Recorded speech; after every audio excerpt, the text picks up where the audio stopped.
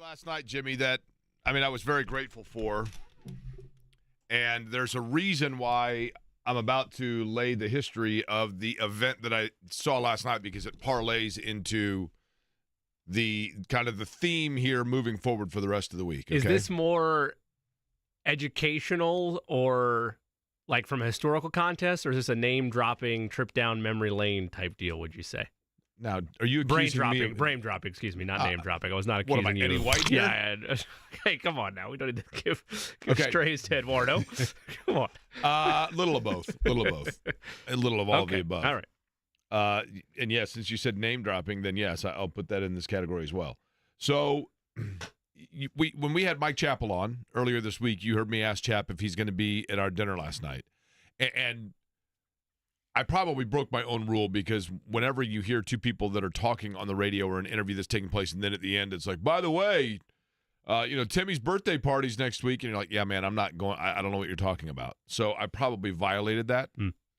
But when I was in college at Indiana, Robin Miller had written an article that I thought was extremely unfair, and so I called him on the phone. I had never met Robin Miller, but I called the number in the newspaper, and Robin Miller answered it, and I told him why I thought it was unfair, and he said, what's your name? And I told him, and he said, well, listen, you go to IU? And I said, yeah. And he said, what do you want to do? And I basically explained, truthfully, it's pretty similar to what we do now. And he said, well, why don't you come down here and come see the Star, and we'll talk. So I went down the next time I was home, which I think was like the next day. I found my way back up to Indy, and I went to the Star, and he said, how about if we could use people in the Agate Bureau? These were the guys that would come in at 7 o'clock at night until midnight and take phone calls of high school box scores and write up the box score and the little game summary and put together the Agate page of the sports page.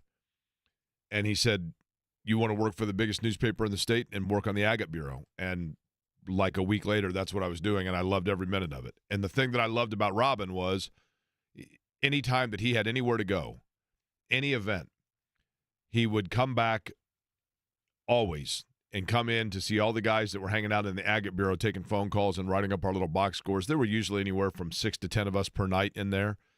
And he would always bring back pizza or food or steak or from wherever, whatever dinner he'd been to. And he was always out at dinners. And in that capacity, he treated all of us, and all the guys at the Star did. I mean, Bill Benner and Dan Duncan at the time, and Chap and all those guys, Don Bates, John Banch, they all treated all of us as if we were like the same level as they, which we obviously were not, but those guys acted like we were. And so anyway, Robin would put together a holiday dinner every year at IREA's, and he would invite me, and he called it the Star Alumni Dinner. And I'm like, but Robin, I didn't really work at the Star. And he's like, yes, you did, son. You were on the Agate Bureau. Well, I wasn't at the level of those guys, but I would go every year. And obviously we've lost Robin since then. We've lost John Banch. We've lost David Benner. But the guys all still get together, and Donna Eggert, who also worked there as well, all get together. And every year I get the invite to go. And I just sit and listen to these guys tell old stories, and they pass around photos, and it's my favorite, one of my favorite events of the year, and a true honor to go. But usually the conversation is about sports of the past. It's about Bob Knight, and it's about the Pacers, and it's about the Colts, and it's about Jeff George, and it's about George McGinnis, and Billy Shepard's there, and so it's about, the Van Arsdales and all of that. Last night, the majority of the conversation, it might be the first time that I've ever been at that dinner with all of the old brass of the Indianapolis Star, all of the journalistic Hall of Fame of Indianapolis. I'm not saying myself. I'm saying these other guys. And the topic of conversation was about the fact that we are now some 55 hours away from the Indiana Fighting Hoosiers playing in the college football playoff. And Bill Benner is going to the game, and he's been to, like every Indiana football game since 1960 whatever, and they were all talking about how, Robin, first off, Robin would have had 17 different parlays on the game and everything else, but it was fascinating to me that here we were at a holiday dinner, meaning that we are into mid-December, late December, and for the first time ever, the main topic of conversation was not about things that had long since passed, but rather something that has yet to happen. because it was so impossible at any point for any of those people or anybody living in central Indiana to ever have grasped or fathomed the day that not only that Indiana would be playing in a college football playoff game, but they would be doing so in South Bend, taking on Notre Dame. The fact that Indiana is playing a game in mid-December is crazy enough because, I mean, how many bowl games have they been to, right? But to do it in state and everything else, I know that we talk about the Colts on this show, and I know that we will continue talking about the Colts today. As a matter of fact, Matt Veram is going to join us coming up 1 o'clock. He's got some interesting perspectives from a national standpoint on the view of Anthony Richardson and the Colts' direction. And there's a lot going on with the final 3 games of the year. And I know that we will probably discuss at some point today the Pacers and the fact that they're getting ready to go on the road and the, as Eddie insists on calling it, Emirates Cup, NBA Cup, Championship Finals, in-season tournament, or whatever the direct phrase is. You'd think they'd be more concise on the brand. I realize it's the Emirates NBA Cup. I know you do. We'll discuss that perhaps, or in college basketball. But the big story to me now for the rest of the week truly is the fact that Indiana and Notre Dame are going to play in the college football playoff. And I think that, to me, it's very enigmatic, Jimmy, because, and that's what's so fascinating about it, by brand and by overall feel, you want to say that Indiana's been this great story and they're a very good team, but this might be the end of the road for them because they should be happy to be at the party, right? Like, sure, like Nadia is at the party, but like Chuck Sherman should just be happy to be there, right? But at the same time, you think, but are we selling them short? They've been sold short all year. I mean, every game, when Indiana was like 6-0, 7-0, people are like, well, but then they got to play Washington, and they got to play Michigan, and they got to go to Ohio State. And then they get up on Ohio State early, and you're like, maybe these guys do believe in themselves enough. Now, obviously, we know what happened at Ohio State. But I don't think you can sell Indiana short. On the other side of it, I think Notre Dame is also sold short a little bit, not because people are talking down or downplaying Notre Dame. They're just not talking about Notre Dame. And I think Notre Dame probably is one of the 5 best teams in the country when you look at their balance and their ability to control the ball on the ground and their ability to defend and notably stop the run. I think Notre Dame, I think it's a very, very big challenge for sure. Very big challenge for sure regarding Indiana going into Notre Dame. But it's going to be a great game, Jimmy, nonetheless. It's going to be a fun game. I think this is one that comes right down to the wire. There are more paths than people either want to admit or want to take the time to look at for why Indiana can win this football game. It starts with doing your best to contain Jeremiah Love. He's one of the best running backs in the country for a reason. He's going to be in many people's short list on Heisman listed next year when it comes time, assuming he's able to put together another electric campaign like he's done. They're getting some help back from reinforcements. On defense are the Irish, but this is a IU team that, as the dust cleared, finished second in the country in points per game, and they're just as good on the other side of the ball in terms of points allowed. You can look up and down both these teams' schedules and make an argument for both that the level of competition that they faced at times was not, to borrow the argument the SEC always makes, even though they kind of had a down year, it wasn't the gauntlet that other teams go through, but you can only play who's on the schedule, and both of them, Notre Dame and Indiana respectively, for the most part, dominated and blew out almost everybody they faced. We know what happened with Northern Illinois for Notre Dame out of the gate. We know what happened to Indiana against Ohio State.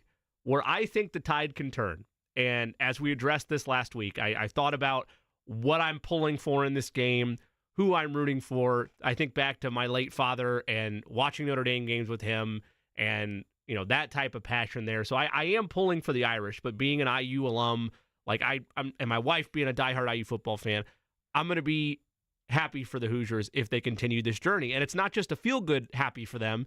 They can do it if they make Riley Leonard beat them through the air. I have seen enough of Notre Dame this year to know that if you're going to put Riley Leonard in either third and long situations or spots where he has to beat you with his arm versus his legs, and you're taking Jeremiah Love somewhat out of the equation, and that's an easier said than done thing to do, Indiana is going to have their chances. The question is, can this defense create enough behind-the-sticks moments for Notre Dame or longer than you'd like third down situations where they can't just run the ball to death on you, and they're forced to get into the passing game. Jimmy, here's my challenge for you.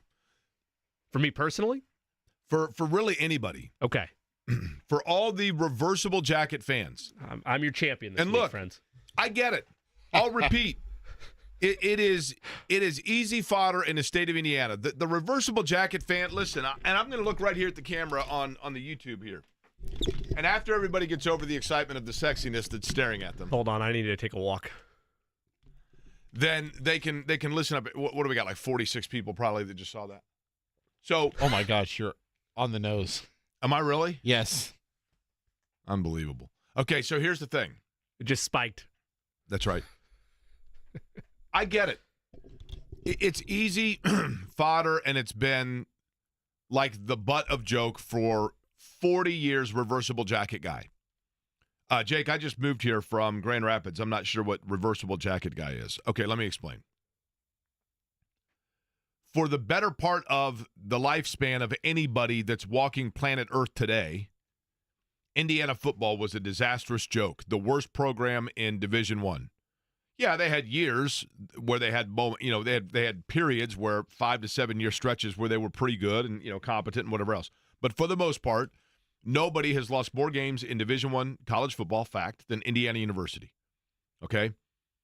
And at least as of like 2 years ago. Maybe I can't remember. I think Northwestern was right there with them, and that might go back and forth a little bit, but you get my point.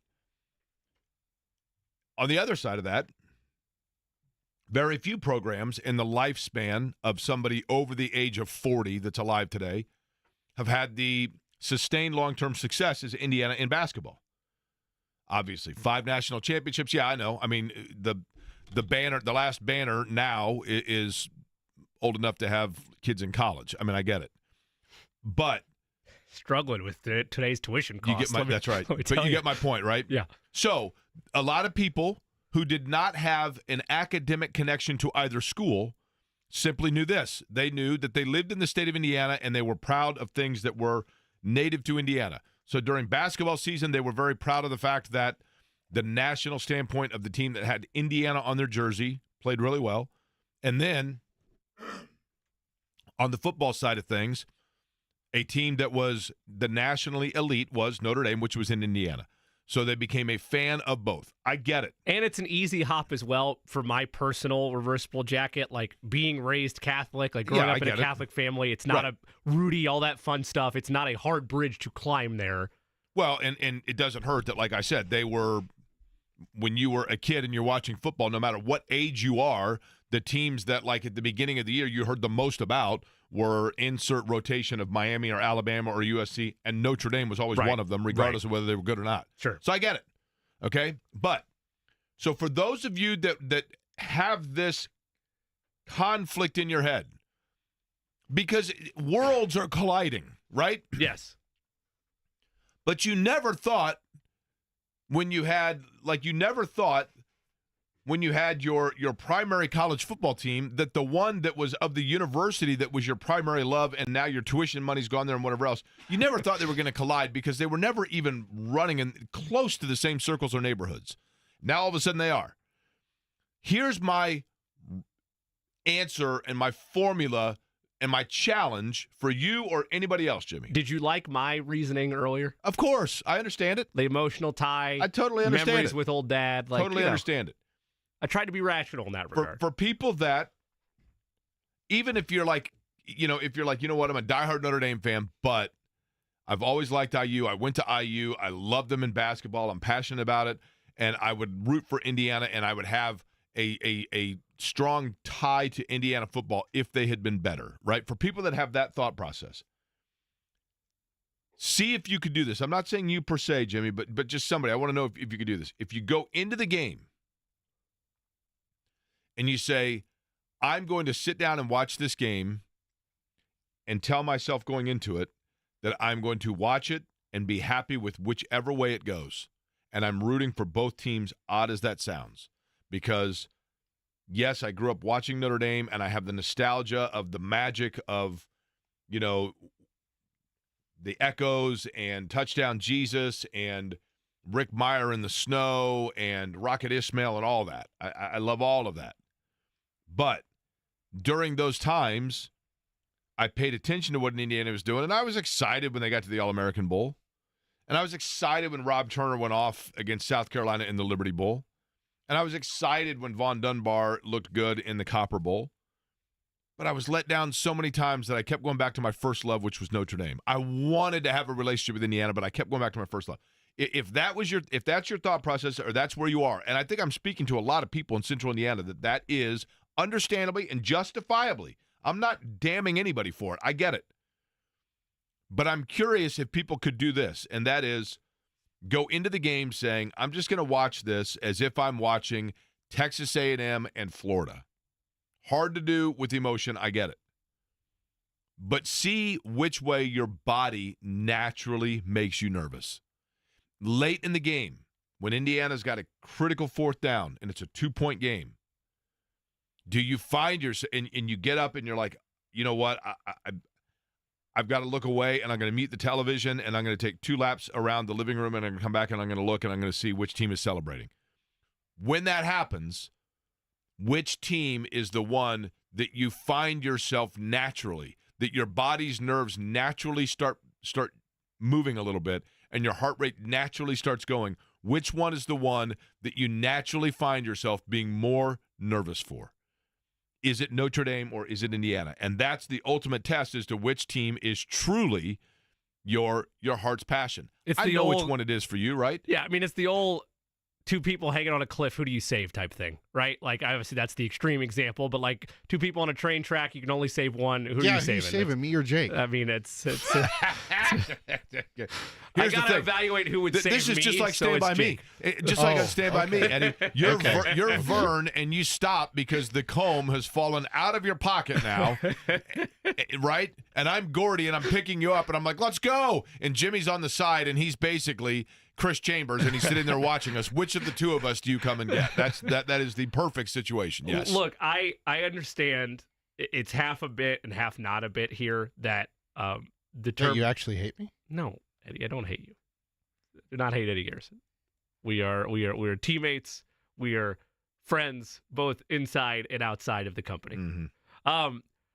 The word bandwagon's been thrown at me over the last year and a half, and that's fine. Like, is what it is. I don't care. Well, let's do a checklist, Jimmy. Hold on. For those listening, let's do a checklist, okay? Okay. We're going to do this in a quick. Sure. For those that are not familiar with the program. Sure. As a matter of fact, if you're not familiar with the program, let me just reset. My name is Jake Query. Thank you for listening. The name of the show is Query and Company here on 93.5 and 107.5 The Fan. The CEO of the company is the man behind the board. That is Eddie Garrison. Good day. He controls everything and obviously works closely with Mark Boyle, as you can tell right there. Jimmy Cook is the president of the company. That is correct. Yes. Yeah. Now, on trial with Congress here. I was trying to get to a different point, but sure, let's stay here since I've opened this Eddie, can of worms. I'm going to mention to you, okay? Okay. Chairman of the board, yes. I'm going to mention a couple of sports, and then I want you to tell me with total objectivity. Okay. I want you to give honest answers.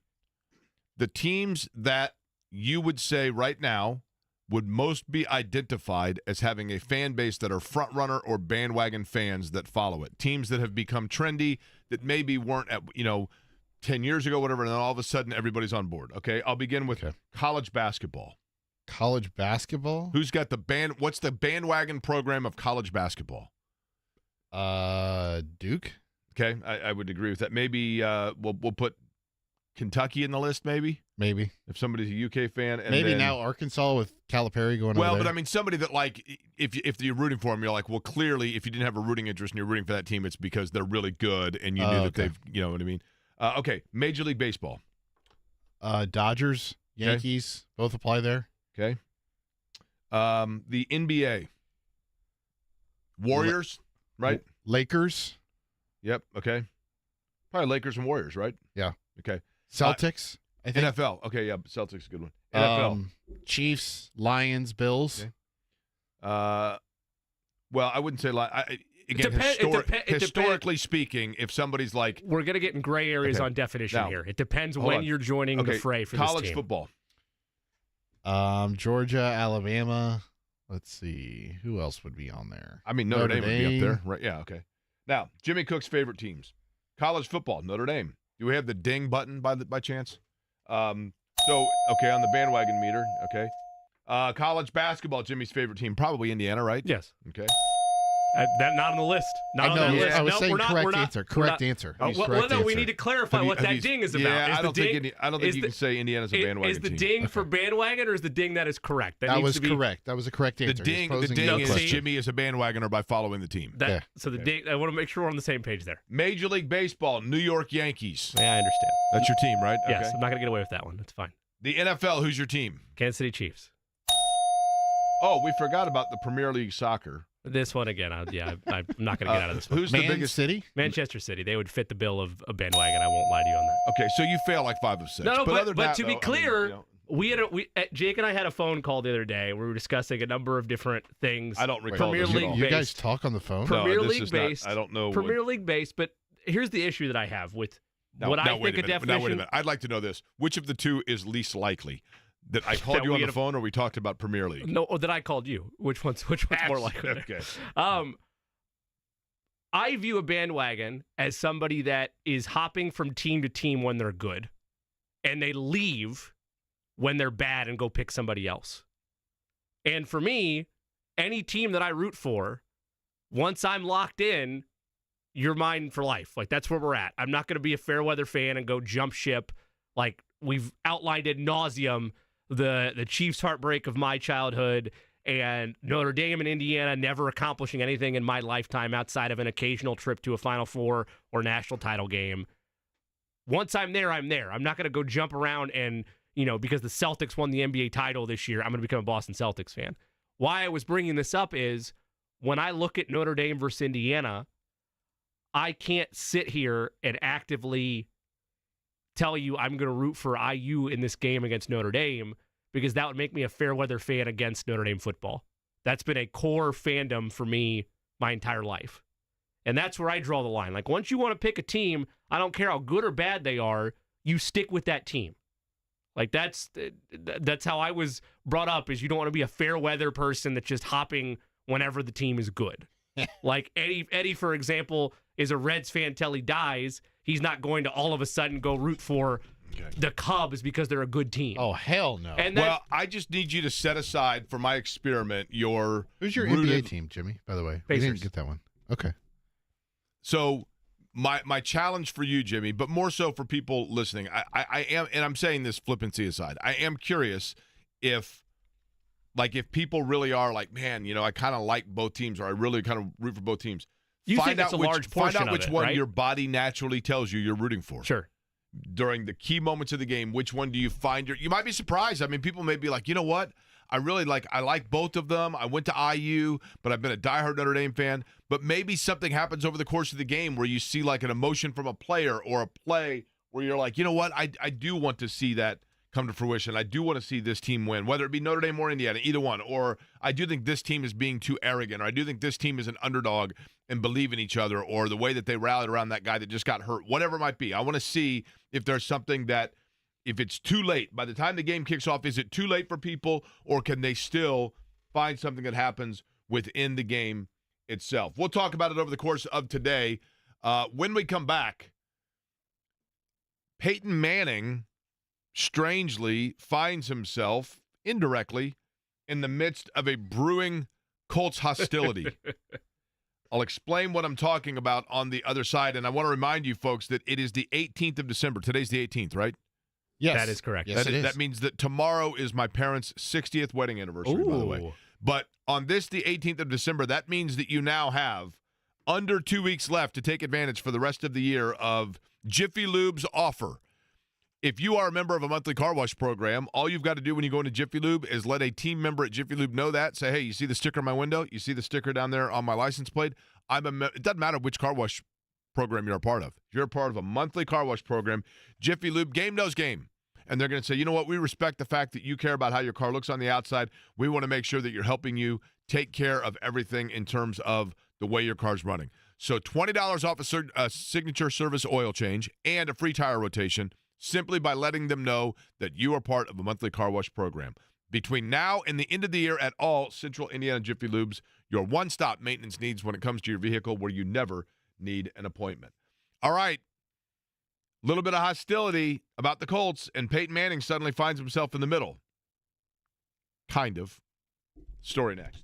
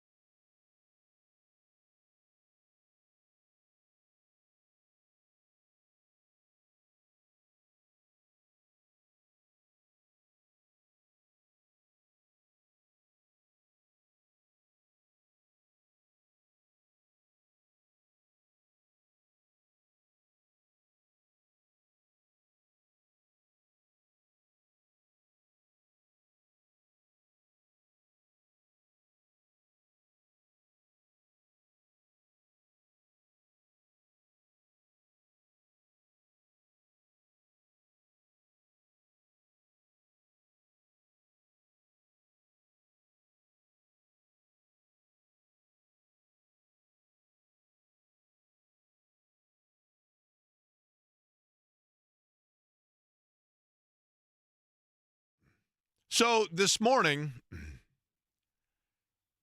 I wake up and woke up in a great mood. I don't know what happened. I woke up and I'm just doing my normal routine in the morning and Pampering yourself? Scanning, of course.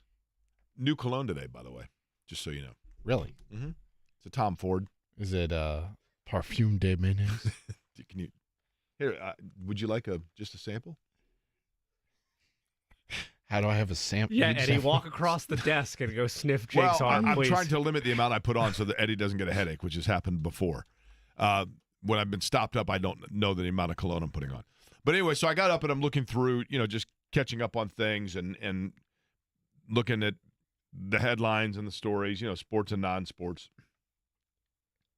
And I saw something that I thought, well, this seems a little bit unhinged and imbalanced.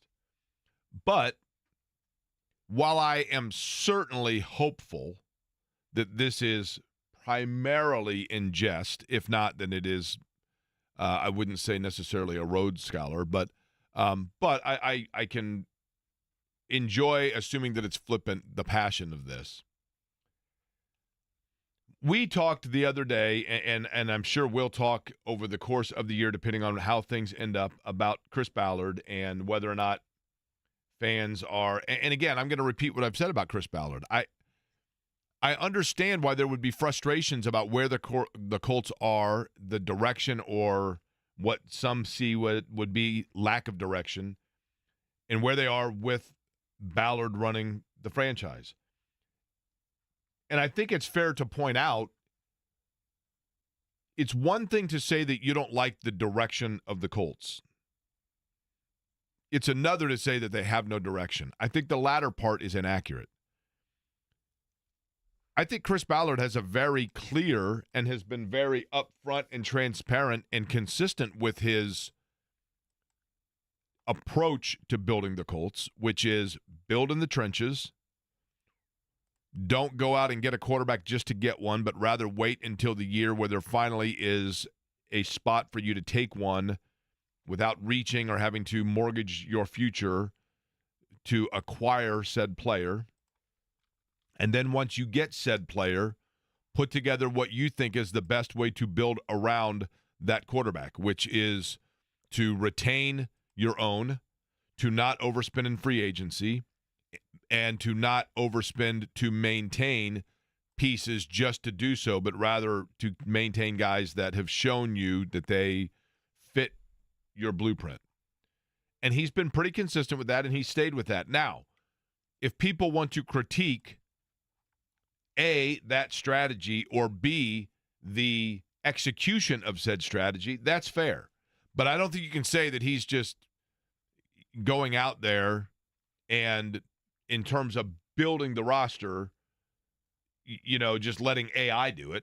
I mean, I think that's unfair. Now, have there been times this year, as I've talked about, in terms of their game planning and offensive plays and things like that, where it seems like they're just shooting in the dark? Yeah, I do think you can certainly bring into question their X's and O's schemes from game to game.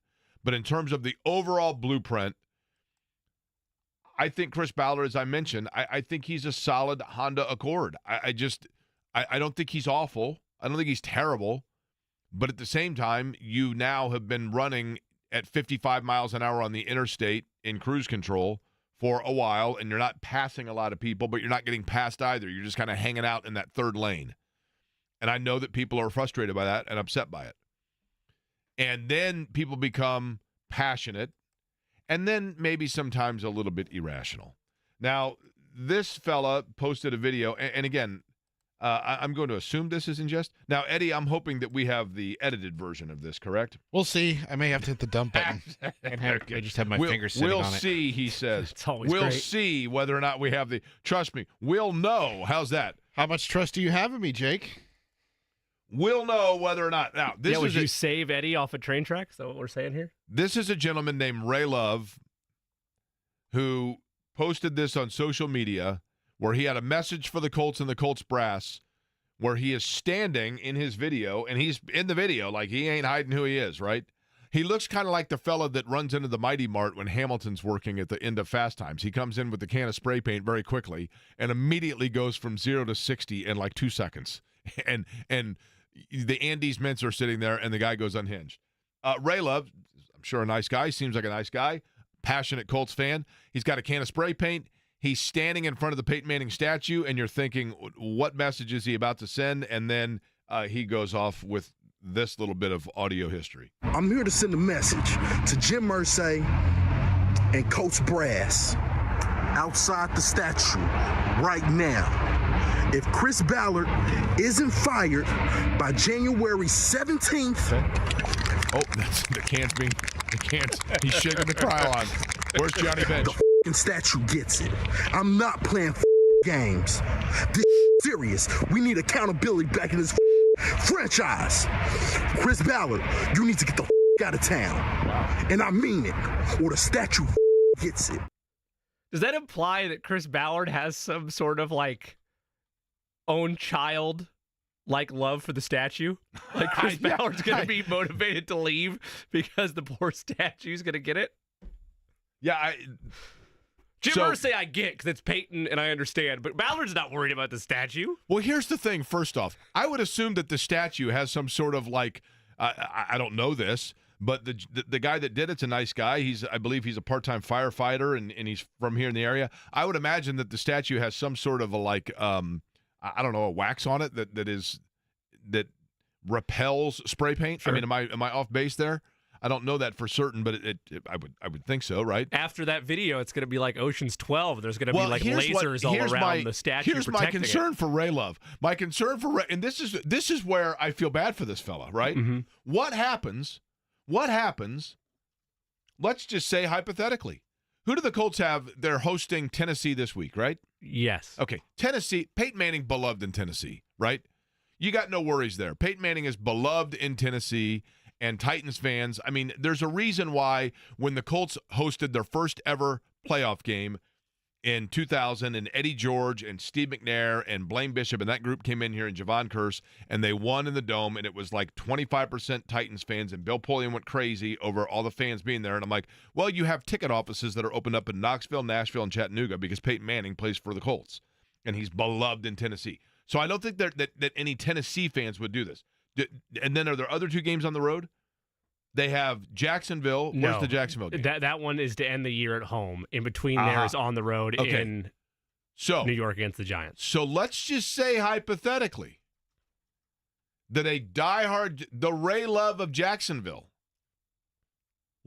I don't know that these people exist that are diehard Jaguars fans, but Duval, help please here with suspended reality, right? Sure.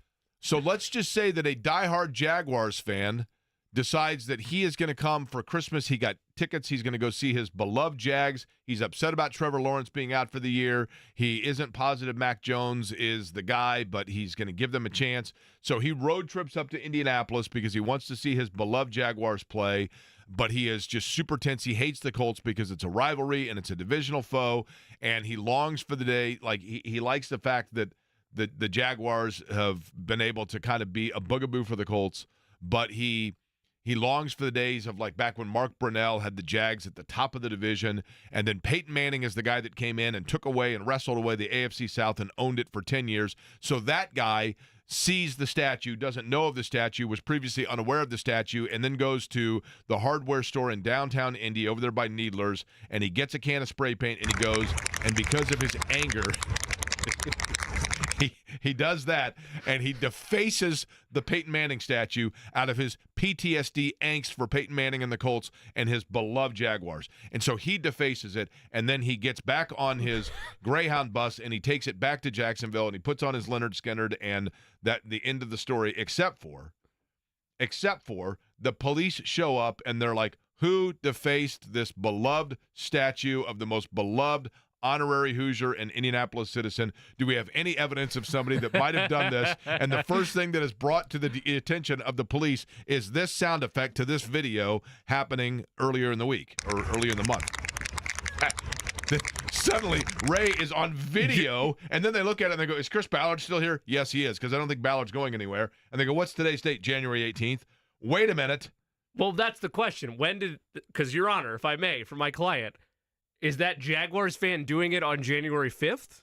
Because if he does it before he hops on the Greyhound bus, all of a sudden you have an alibi here for Ray Love. He did say January 17th, he gave right? a date. He gave a hard date with which the Colts had. And by the way, to can you guys cleanse the enlighten me? franchise. What's the significance of January 17th?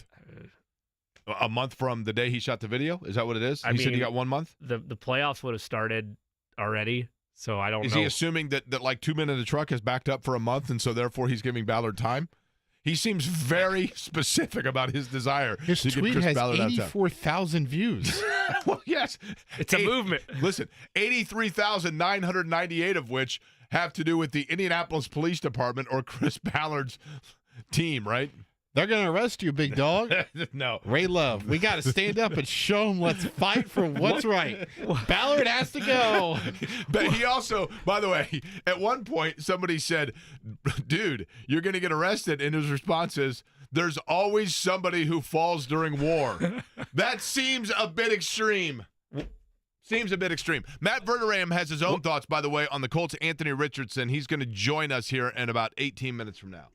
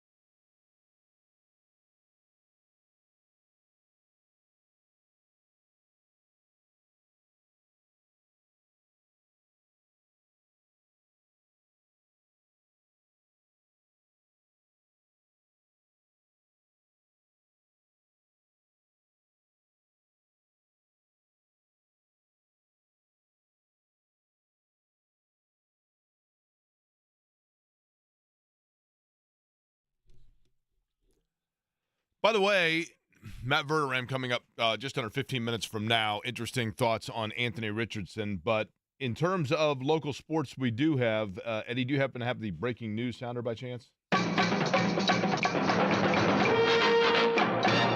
I don't think this is a huge surprise, but it is, I think, for a lot of people, news they will be excited about. Connor Daly will drive full-time in the 2025 NTT IndyCar Series season for Juncos Hollinger Racing. That is a team, for those that may not be familiar with the intricacies of the sport, Ricardo Juncos is a native of Argentina who came to the United States basically with a dream to someday be a mechanic in the form of racing. Had like $300 to his name when he arrived years ago, and got grease on the knuckles, started becoming a mechanic, worked his way into the world of racing, and just kept working and working at it, and started out with teams in smaller divisions of racing, part-time and then into full-time, and just continued to grow the team.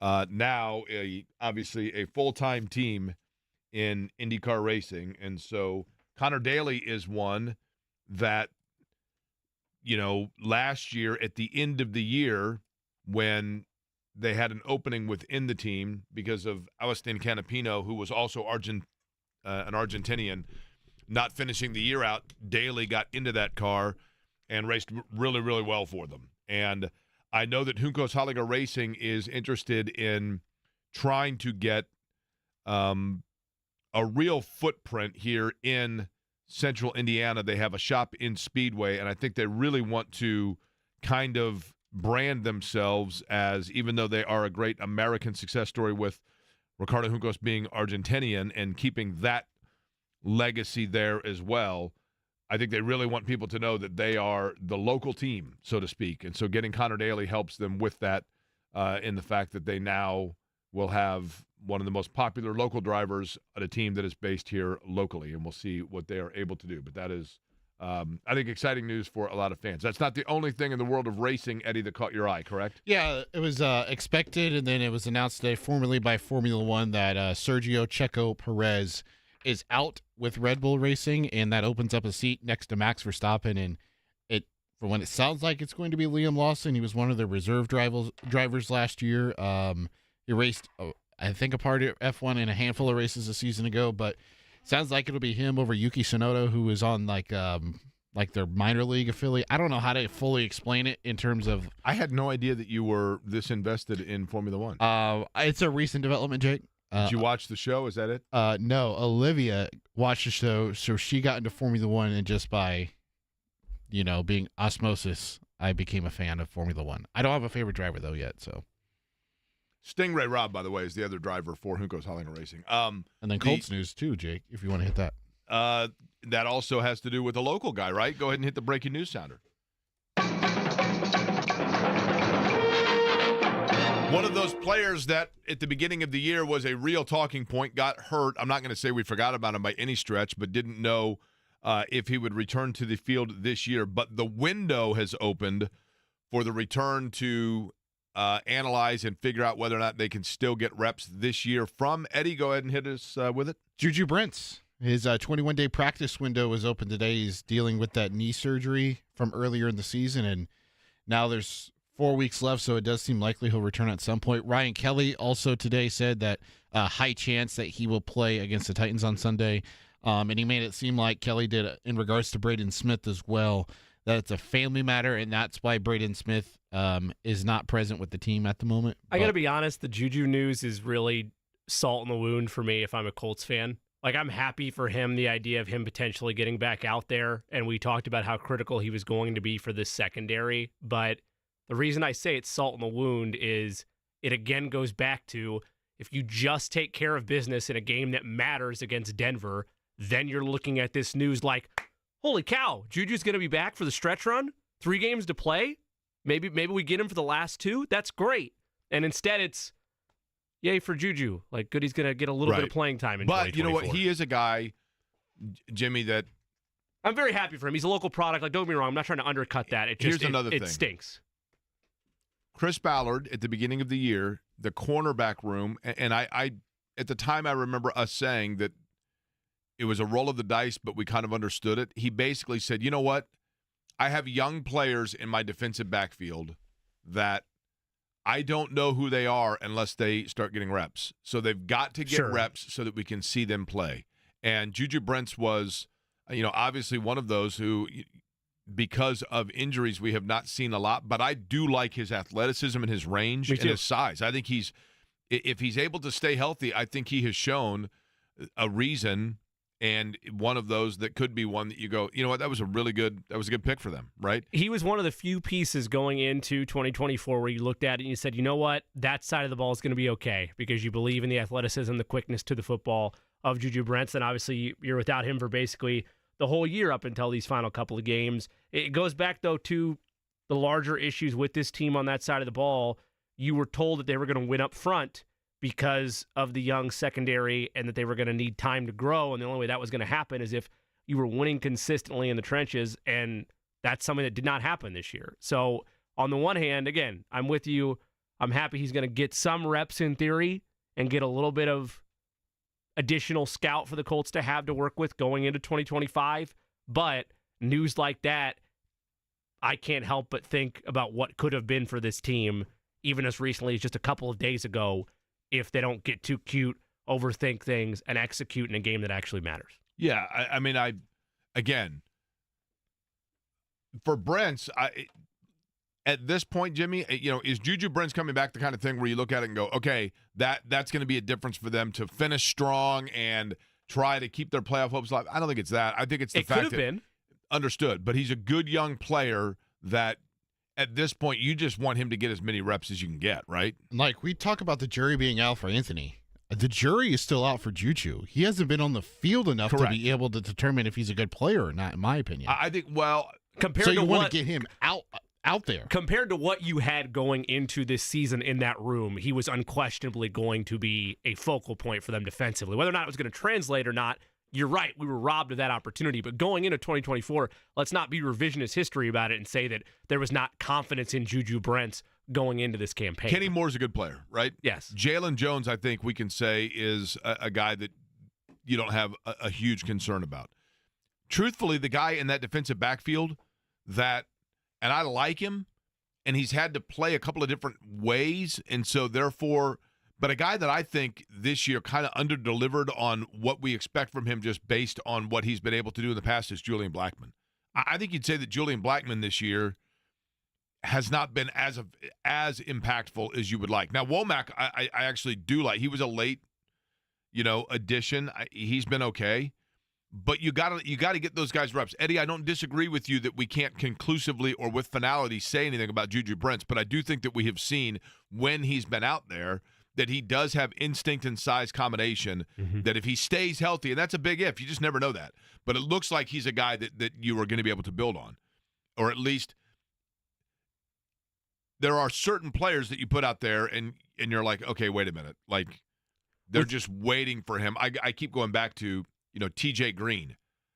You were waiting for eventually when all of a sudden, like, no, he has all the athleticism and everything else. Yeah, but the guy can't play. He's like Hunter Perea. He might look the part and everything else, but wait till he learns how to catch a ball. Okay, that's a fairly elementary thing that you need to learn. In the case of Juju Brents, I think that we've seen that at least there's foundation there, and it's not totally a project. It's just a matter of being able to see how long you can get him. And with where he was drafted compared to what he's shown from his athleticism and his quickness and ability to adjust to the ball, he was projecting to be a set-it-and-forget-it corner for this team. Now, that's not to say that he was supposed to be some all-pro corner, but a corner to fill a void of issue that we pointed out time and time again this offseason, along with the tight end room. And the bigger issue for Blackmon and for everybody involved in the secondary is they were supposed to get help up front. This group in the trenches was supposed to win more than they did this year, and they failed on almost every measurable. And that is the bigger concern. If your defensive identity is going to be, we're going to get to the quarterback and we're going to win up front, and you fail to do that, that puts everything else in question, regardless of the window now opening for Juju Brents. Listen, the tight end room is the one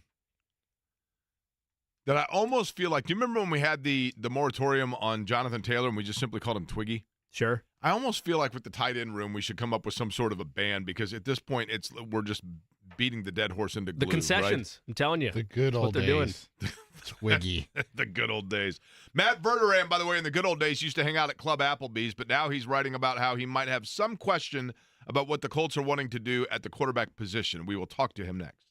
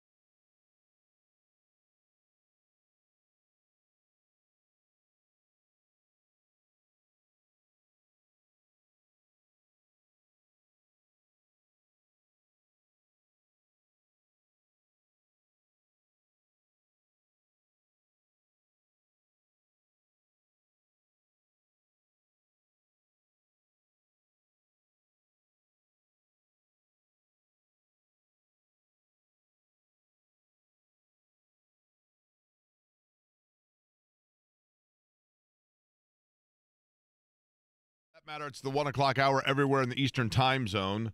How are you? My name is Jake Query. Eddie Garrison, Jimmy Cook, the other voices you hear on this program that we call Query and Company on 93.5 and 107.5 The Fan. Matt Veram is a friend of the show. He has been on several times. It is always entertaining, and he's got a pretty strong football acumen as well when he's not hanging out at Club Applebee's. We managed to wrestle him away long enough to ask him a couple of things about his observations of the Colts. He joins us on the Express Pro Tire and Auto Guest line. Matt, I'll get right to this. In Indianapolis, we have, it's been a roller coaster up and down. It seemed like they found some stability, and then all of a sudden it started to go down a hill again with the Anthony Richardson experience. I still think that they're in this for at least another year of the ride before they conclusively can make a decision, but it sounded, at least based on your observations this past Sunday, that you would have great pause about continuing to go with it. Is that an unfair or fair statement of your thoughts about Anthony Richardson?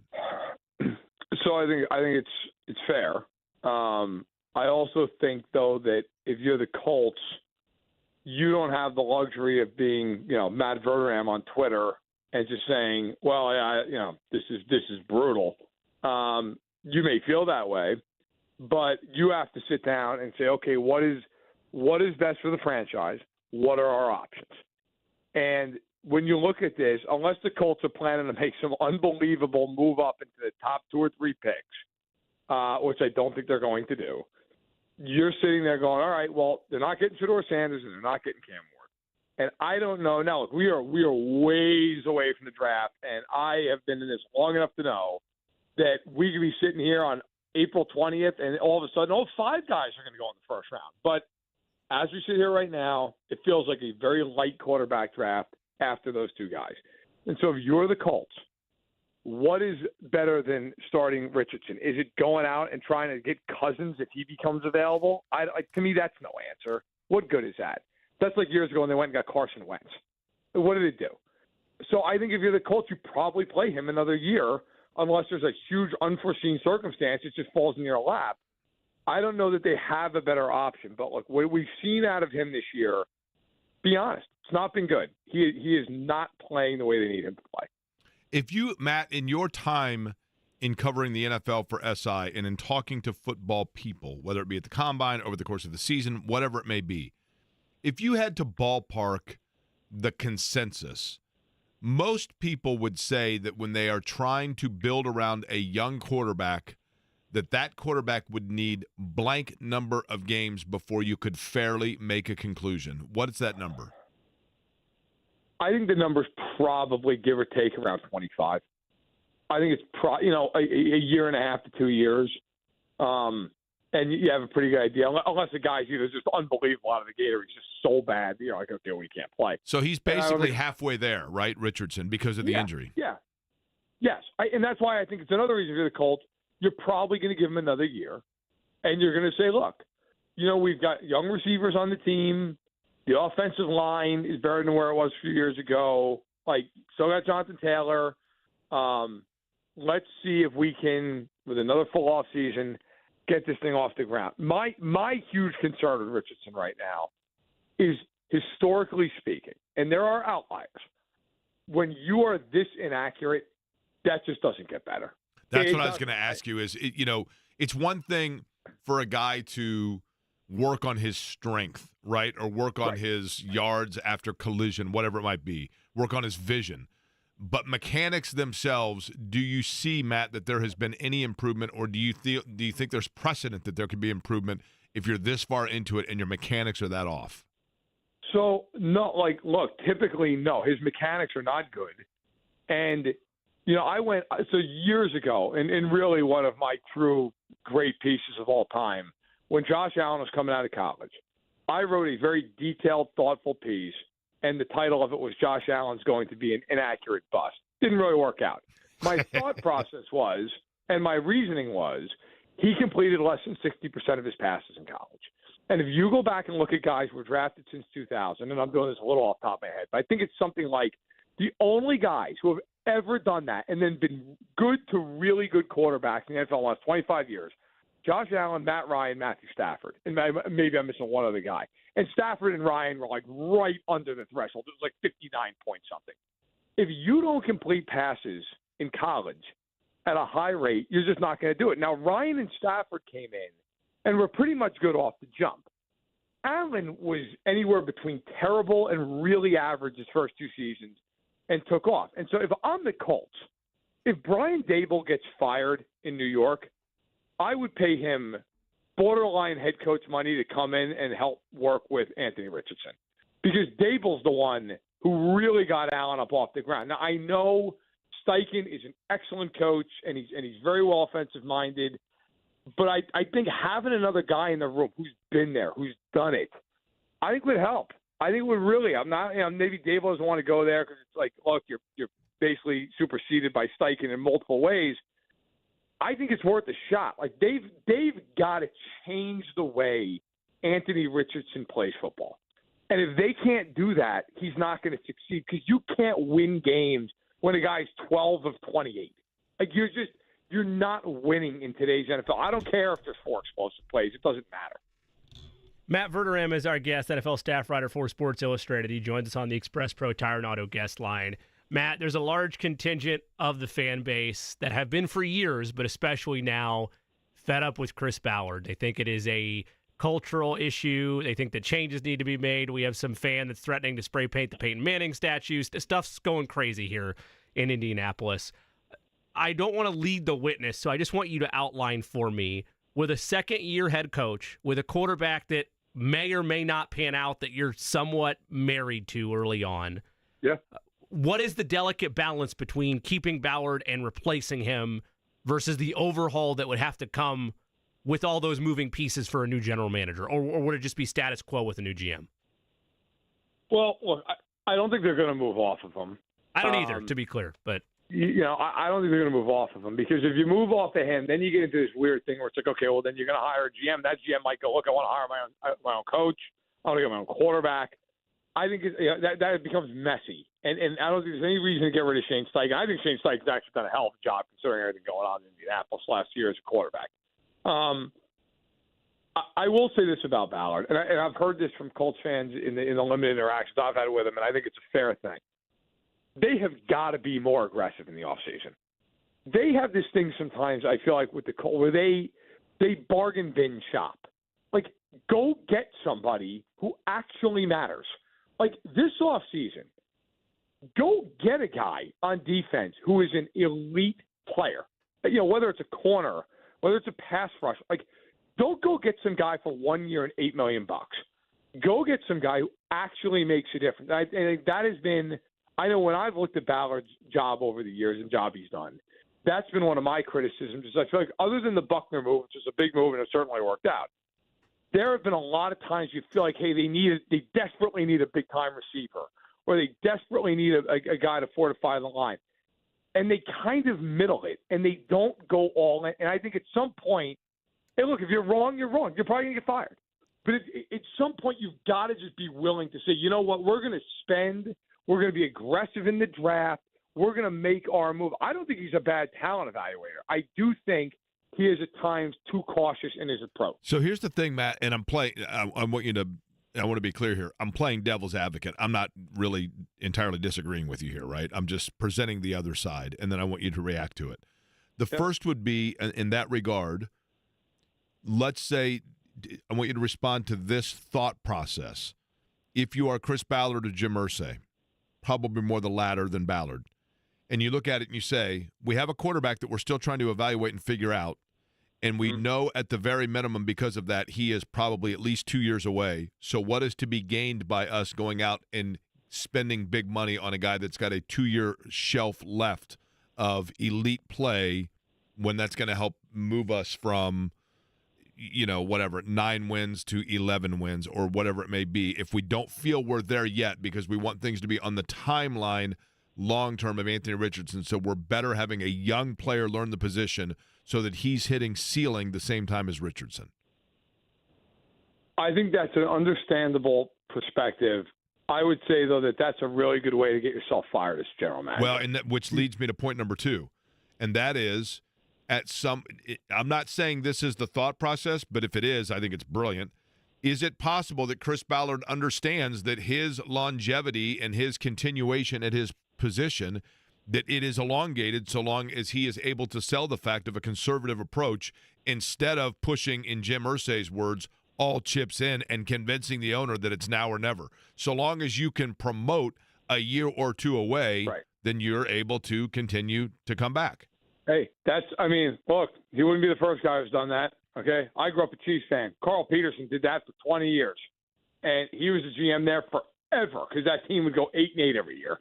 So you can do it. I mean, you wouldn't be the first guy who's done that. I just think if you're serious about contending and winning, and look, if you're the Colts, here's the upside of this, okay? The conference is brutal because for the next 10 years, you're dealing with Mahomes and Burrow and Allen and Herbert and Lamar, whoever you want to throw in there. The division is not brutal. The Titans stink. They have no quarterback. Jacksonville has been a perpetual tire fire for 15 years. And who knows if they have the quarterback they need. The Texans, including me, everybody thought going into this year they're going to be a contender. The Texans are not good. I know they're 9-5. The Texans, when you watch them, I don't know. They're other than the win they had earlier this year against Buffalo, they've beaten nobody. Well, it's because the AFC, Matt, let's be honest, outside of like 3 teams, is, I always call it just There's the vat of mediocrity and the vat of suck, and those two, like literally, the AFC is like a caste system. There's this very small upper class, and then this like fairly substantial middle class, and then the lower class, which is hanging around as well. You know what I mean? So to me, it's like if you're the Colts, if I'm Steichen and I'm Ballard and I'm sitting there in January having like exit meetings, okay, how are we going to go to through the next 4 months? I'm sitting there going, look, if we can add an impact player or two on defense, the defense could be at a spot where you're like, okay, it's not perfect, it's not great, but it's better and it's passable, and we can win games with it. And offensively, got Michael Pittman Jr., got Jonathan Taylor, got a line that you can win with. Like, we've got to get this quarterback to play better. What is that going to look like? What is that going to take? Now, maybe there's just a world where, look, he just doesn't play better, where no matter what you do, he's going to complete 52% of his passes. And if that happens, you're screwed, and he's gone after next year, and you move forward. But they've got to look at it from the perspective of, okay, can we get him by hook or by crook, no matter how you do it, can you get him to 60%? Can you get him to just play, hey, look, I'm going to hit my easy throws, we're going to manufacture some offense, we're going to use his legs, and we're going to go – because if they can do that, they can win that division.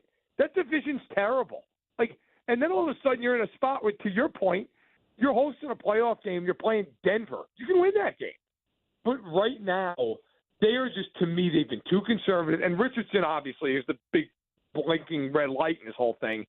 They've got to get him to where he can complete a pass more than once every 3 times. Matt, the conversation, though, with Richardson and inherently with Ballard, I mean, you mentioned the Peterson days for Chiefs fans. They're flying banners for Scott Pioli, prior to the regime change there, and Colts fans can't really do that because on the off chance the roof is opened, it's going to have a malfunction and the Colts won't be able to see the plane anyway. So Colts fans are limited in the options they can do to make real change. But you bring about the Ballard and Richardson conversation, and them both kind of being tied at the hip because Ballard finally makes the rookie quarterback selection, and in theory, approaching year 8, this is last hurrah territory. Is the idea, if you're out on what Ballard does as an acquisition, not an evaluator, but as an acquisition guy, if you're out on that, is it possible to still salvage Anthony Richardson and the state of the franchise by moving off of Ballard? Or do you look at them and say, no, they are a symbiotic relationship there, and you have to ride it out with them, both to get answers about Richardson and to fully see this thing through? Yeah, I think it's the latter. I think at this point, look, firing Ballard now does them no good. I think you go through this offseason, but I will say this. Like, if I'm Jim Irsay, I'm telling Chris Ballard, you have to be aggressive. I don't want to hear about a 3-year plan. You need to go out and get some guys who matter now. Not next year, not in 2027, now. And if you don't do that and this team goes 8-9 next year, you're going to need a real estate agent. Because at some juncture, you've got to go out and make a push. And look, to be fair to Chris Ballard, he had one of the oddest situations I can remember with Andrew Luck just up and retiring and shocking the world. When that team, coming off of 2018, you looked at them like they could be a Super Bowl contender. I mean, they had just gone to the playoffs, had won a game. They're like, okay. Then that happens. They have no quarterback for years on end.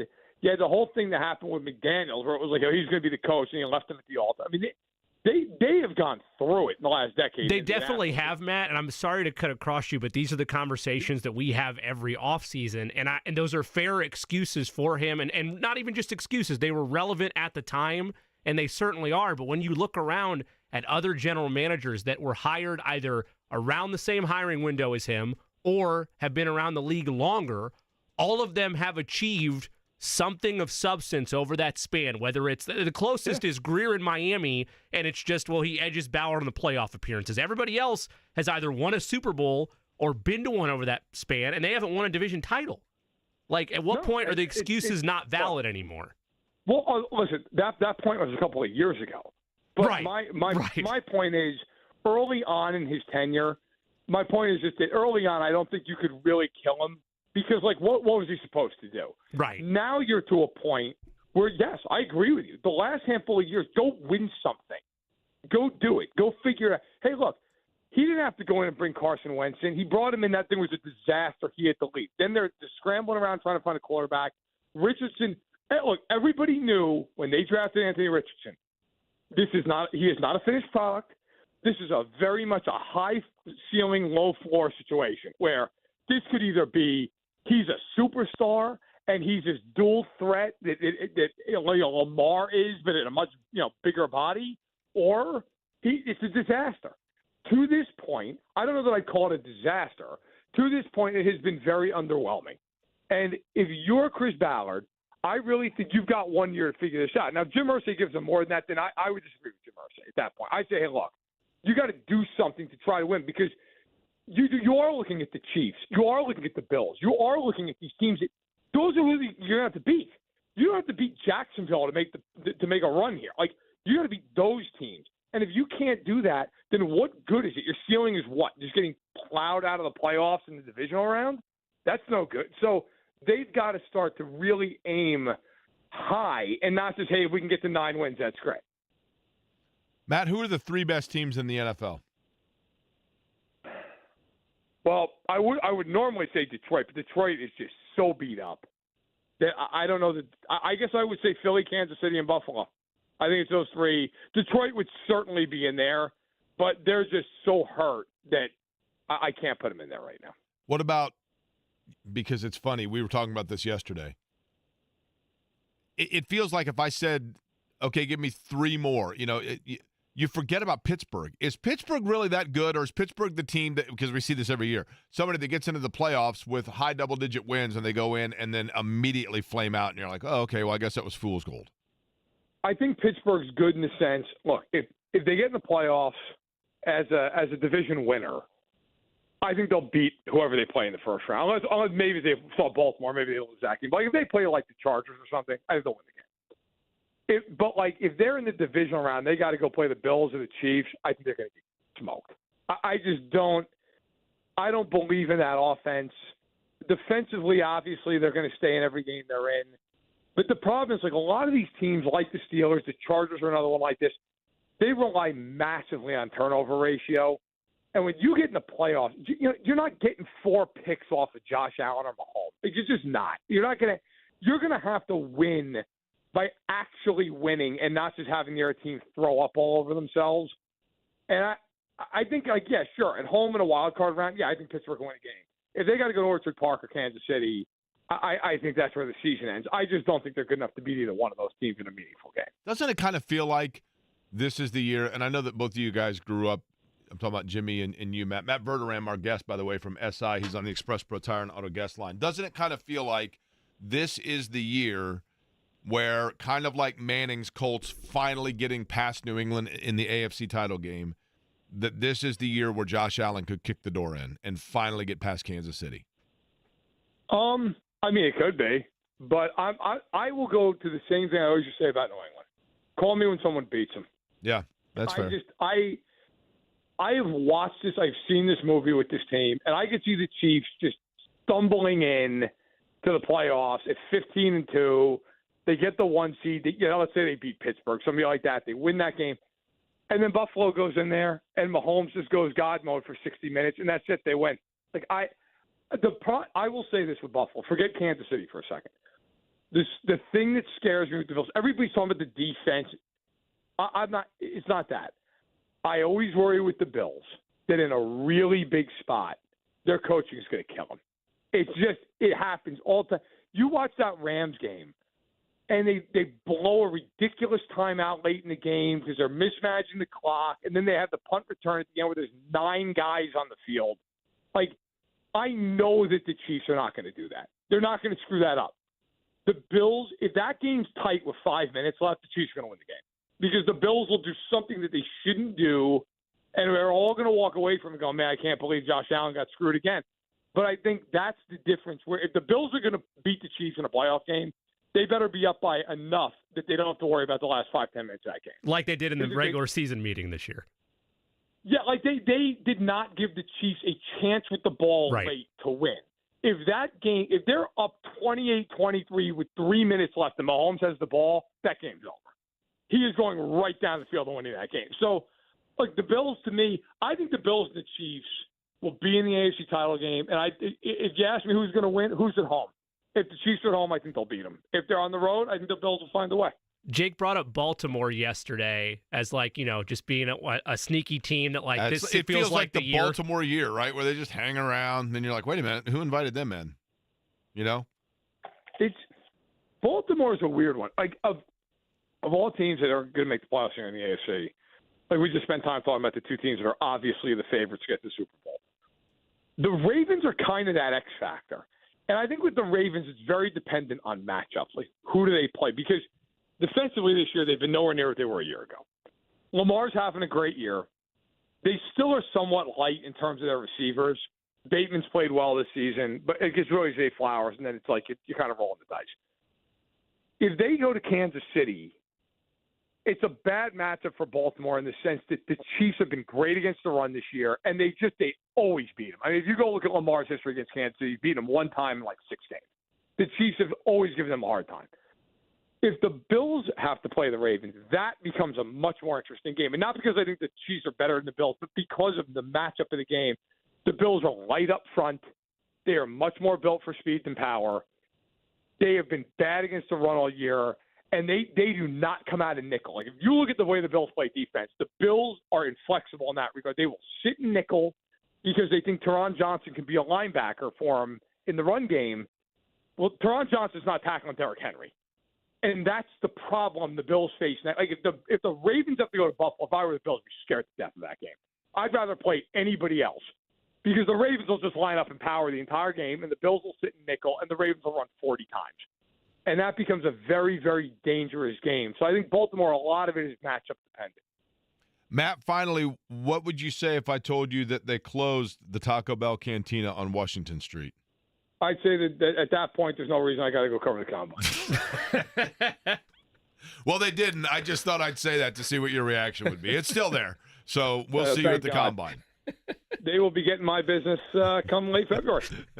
All right, Matt. We appreciate it as always, man. Have a very happy holiday season. Merry Christmas to you. Happy New Year and all of that. And always appreciate the time. Same to all you guys. No problem. Anytime. All right, Matt Verderame joining us on the Express Pro Tire and Auto Guest Line. You had By me the way, worried, too. I thought for a second, I was like, what? What happened? The Cantina?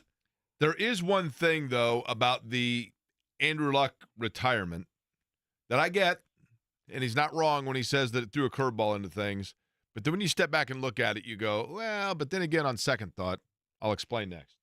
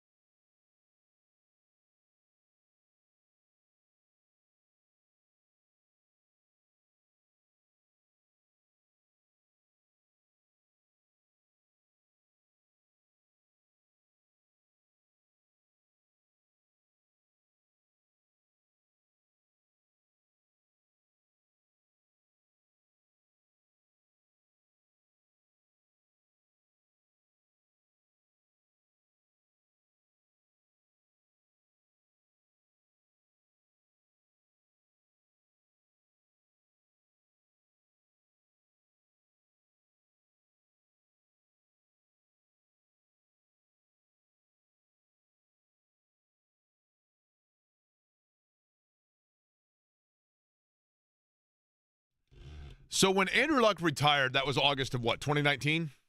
Correct. I get it. It changes the trajectory and the blueprint of your franchise. I get it. We don't need to go down the the roadmap of whether he was wrong or a quitter or whatever else. Nobody's opinion is going to change there. I get it. But who would you say are the 4 best teams right now in the NFL? Jimmy, I'll ask you the same question I just asked Matt Verderame. Chiefs, Bills, Eagles, Lions. Okay. In 2019, Jared Goff was a Ram. In 2019, Jalen Hurts was transferring from Alabama to Oklahoma? Probably right, yeah. In 2019, Josh Allen was still a huge question mark at quarterback for Buffalo. They had just acquired him the previous year. Obviously, Patrick Mahomes was, just been the AFC Championship game, lost in overtime. Plug and play, right? Torch passing potentially. In 2019, Russell Wilson was in Seattle. Pittsburgh was 4 quarterbacks ago for Pittsburgh. The Lamar Jackson was just completing year 1 in Baltimore? My point being, yes, you can go back to point to how that was certainly a curveball that should have bought Chris Ballard a little bit more time. But at some point, in the life of the NFL, it was 3 generations ago, at least 2, because even if you had gotten at that point a journeyman or a veteran quarterback that was going to be an instant, sustainable plug-in quarterback, you probably right now would be revisiting it anyway. So you would have gone 5 years, which is probably you look at a Sam Bradford or a Kirk Cousins or whatever. Cousins goes to Atlanta, and already now there's question mark how long he's going to be there. So you get my point of the lifespan of a quarterback realistically in the NFL is 3 to 5 years of elite level play. Unless you get a franchise quarterback, but those guys don't grow on trees, right? And yes, Andrew Luck was one of them. And he walked away, and so it was whoa, curveball here. But we have absolutely, in my opinion, passed the expiration date. And I'm not calling out Matt. I'm not saying that. He wasn't making that. He was simply saying that as an anecdote. But people that are out there are no, listen, Andrew Luck retired on the team, and that's why why they are in the position that they are in now. I understand the disappointment, the frustration, and the challenge that it placed for the Colts, but at the same time, it's been 5 years. Yes, there are plenty of franchises that since that time, they have gone out, gotten a different quarterback, and built around that quarterback, and now are elite in the league. Yeah, it's been half a decade, and the Colts, for most of that 5-year span, went the Band-Aid route. And that's why when Verderame, jokingly, he was not really suggesting this, even though I have seen even the most painful Colts parody accounts joke about the same thing, when Matt Verderame references them signing Kirk Cousins next year. It's laughable, but also painfully not laughable because you dealt with the scar tissue of Phillip Rivers, Carson Wentz, Matt Ryan, and that's the path they chose before they went to go get the rookie quarterback and take that lane. And now they've done that, and it has been a mixed bag. You can throw out the injury-riddled rookie season now because you have body of work to operate with in year 2. And the biggest metric, regardless of anything else that goes the Colts' way in the coming 3 games and all of next season, assuming he's still the starter, is you cannot keep having these 10 for 27 or 8 for 19 type of days where you're completing about 50 or less percent of your passes. They're drive killers, and we've seen it time and time again this year for every little bright spot, every little highlight play, and there has been upside for Richardson, to be certain, and he's getting more comfortable with his legs, undoubtedly, as the season's gone on. But for every one of those moments, there's been 4 or 5 incompletions, misread, sometimes drops, but for the most part, on him. And if that's not something that you fix, it doesn't matter who the general manager is next year. You're going to have the hard conversation with yourself of, we were wrong. This isn't that direction for the franchise. It's time to reset. But I'm with Matt, Jake, and I know it's still early. The offseason hasn't even begun yet. As much as I would like a change of culture, a change of direction for them, at the general manager spot, because I think you can point to that and say, what's the common denominator between the ineptness of the last 8 years, 7 years now, going 8 this season, and it's been Chris Ballard. But is the argument enough of, well, he's stuck here because we need to know about Anthony Richardson? Do those need to be mutually exclusive? And that ultimately is going to be the deciding factor, I think, for the Colts this offseason if they make a change. Are Richardson and Ballard mutually exclusive together, or can you separate the two? And I'm not talking about trading Richardson without causing turmoil around the franchise. Now, hear me out on this one. Somebody just asked me this question. Where would the Colts be if Andrew Luck was still here? Hear me out on this tale. You've heard my little clip, which I can do it for you again if you'd like, about the symmetry of all of the quarterbacks in the history of the Colts franchise, correct? Mm-hmm. Shall I do it again or no? I will let you, Jimmy, be the deciding factor on whether or not I spend 30 seconds on this fascinating little... Yeah, I was going to say, can we get the abridged? Can we get There the is no abridged? abridged. Okay, then. Here we go. There is no Cliff Notes. All right. Come on, Jimmy, you should know by now. Here we go. You ready? Once upon a time, there was an organization called the Colts. The Colts were in the city of Baltimore, and they were getting ready to move to the city of Indianapolis. But before that, they drafted a quarterback by the name of John Elway, who was at Stanford, and John Elway's father, Jack, had been a football coach, a quarterback's coach for that matter. John Elway decided he didn't want to play for the Colts, so he asked for a trade, and they traded him to the Denver Broncos, and then the Colts moved to Indianapolis. The Colts were mired in mediocrity until they finally found some stability one year with a quarterback by the name of Jim Harbaugh. Jim Harbaugh, by the way, whose father's name was Jack and had been a coach, and Jim Harbaugh had played for him. But nonetheless, I digress. So Jim Harbaugh played, had a little bit of success, but then ultimately left and went to go sign for another franchise, which happened to be in Baltimore. So the Colts went back into mediocrity and eventually drafted themselves a quarterback named Peyton Manning. Peyton Manning, whose father, Archie Manning, had not been a coach, but rather a player. And when he was a player, he had a backup by the name of Oliver Luck. We'll get to that in a second. But Peyton Manning played for the Colts, and then eventually Peyton Manning got to a point where he couldn't play anymore due to injury, so the Colts thought. So the Colts decided that they had to waive him and then go to another quarterback by the name of Andrew Luck, whose father, Oliver Luck, had played for played under Archie Manning, who was the father of Peyton Manning. Peyton Manning then decided that he needed to get a new place to play because Oliver Luck's son, Andrew Luck, who, by the way, had played for Jim Harbaugh at Stanford, which is where John Elway had played, was coming into the draft. And so John Elway needed a new place to go, and he decided to go play for the Denver Broncos and signed with their general manager, who was John Elway.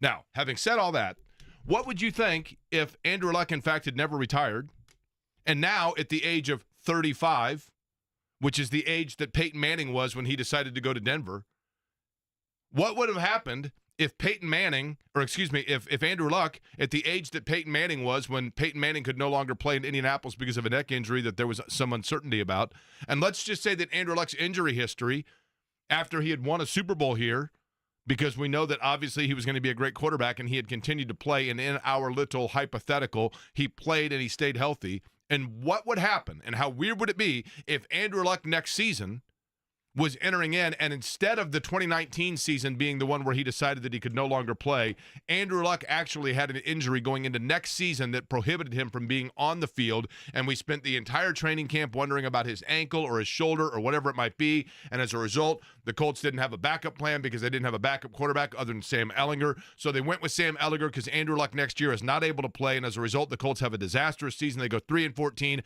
and they have the number 1 overall pick, and Andrew Luck has a year left on his contract, and the Colts decide that they need to waive him because they're not going to bypass the opportunity to hand the reins to Arch Manning. Like, that possibly would have happened, would it not? There's a world, sure. The multiverse could have given you a path like that. It's possible. You were over by 56 seconds. You said 30 seconds. It was a minute 26. It's impossible to do in 30. No, I didn't say 30. Jimmy did. Jimmy said, "Can you give me the abridged version?" I asked you for the abridged version, but you asked before that, "Can I have 30 seconds?" And then I asked you, "Could you give me the abridged version?" But I wasn't going to fight you on the time because I'm not a stickler, and I hope you'd save me if I was on the train tracks with Eddie. No, probably not. You'd save Eddie? You'd leave us both, let's be honest. Eddie brought the comb. But you guys don't get that because neither of you saw Stand By Me. I did see We Stand also By Me a long haven't time ago. we haven't seen Shawshank Redemption either. It's true. Which That's is your fault. unbelievable. That's your fault. Oh, we'll have a Shawshank party. Don't worry. You've said that now for 2 years. Well, at some point, Eddie, the hint might start to settle in. Right? I'm holding you accountable for that, Jake. I'm telling you right now. Are they attached at the hip? That's my question. Stand By Me and offseason. Shawshank? I mean, Shawshank's better. Ballard and Richardson. Are they attached at the hip? That's the question you have to ask yourself this offseason. You would have to think so. Here's the thing. I don't know that they're attached at the hip in terms of. Are you doing more damage to the franchise removing Ballard than you are keeping him with the current status of a second-year head coach, third-year head coach next season, and It's a really good that's question. a project? I think they are Velcroed at the hip, yes. You know, we've seen what happens before when you have a new general manager that comes in and you've got like a lame duck quarterback or a lame duck coach in that situation. It doesn't work. It does feel like in the world of football, and I apologize for using a theological, analogy here during the holiday season, but it does feel like in football at the professional level that you do have the holy trinity of general manager, head coach, and quarterback, and they usually are married to one another. Then what you're weighing this offseason is... It's buy one, get two free, right? Sure. What you're weighing this offseason is keeping Ballard, Steichen, and Richardson because you believe enough in one of the three of them to see it through, or you're pressing the reset button and starting from scratch. And I would argue that of the three of them, Shane Steichen is the one that's given you the most pause to press the reset button, and that's not saying much because there's just as many Colts fans frustrated with him and what this offense was supposed to be this year as there are Ballard or Richardson. So if the two paths are keep the three together because you got to find out about Richardson, or take out the cartridge, blow on it, press reset, and put a new game in there, if it's not a difficult decision to make, then I think you have your answer on what Anthony Richardson can be for the Colts. Richardson, again, I'm going to be honest with you. I'm very conflicted on Richardson because, and Chris Dittoe is going to join us coming up just over 20 minutes from now to talk about Indiana Notre Dame, and he would be able to offer a good perspective in terms of learning the mechanics of the quarterback position. Dittoe was a big guy, had some big moments at Indiana, but how much of what age do you get where there's no going back or relearning the way that you're going about it, right? Like the repetition that you have, you can't retrain it. When does that happen? Sure. He would be able to offer that perspective. But I will admit, Jimmy, that Richardson to me, it is a disappointment because the quarterback position, the most important thing to be able to do is throw the football, obviously. But, man, he does show flashes of things that he can do that are such an offensive gift that you've got to find a way to utilize them somehow.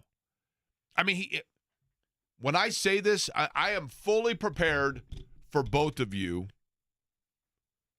to laugh me out of the room with what I'm about to say.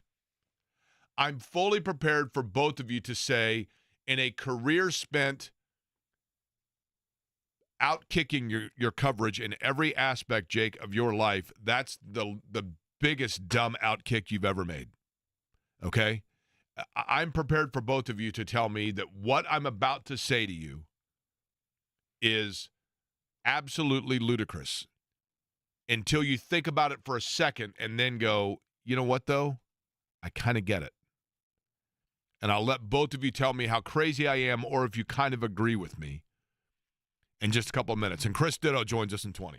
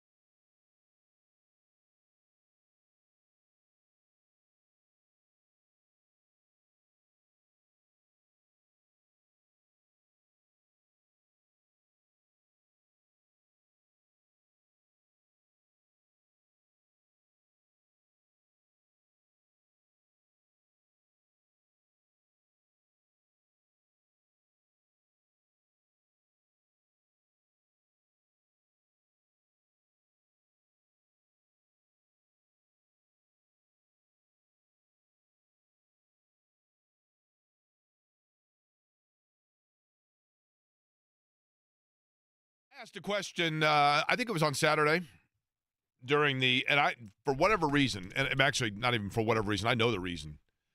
In 1983, all I wanted for Christmas. Do you remember, Jimmy, the number one thing that you wanted for Christmas, like in a Christmas of your childhood? My 2 front teeth. Sorry, I'm not Jimmy. That was well played, Eddie. A PS2. Okay.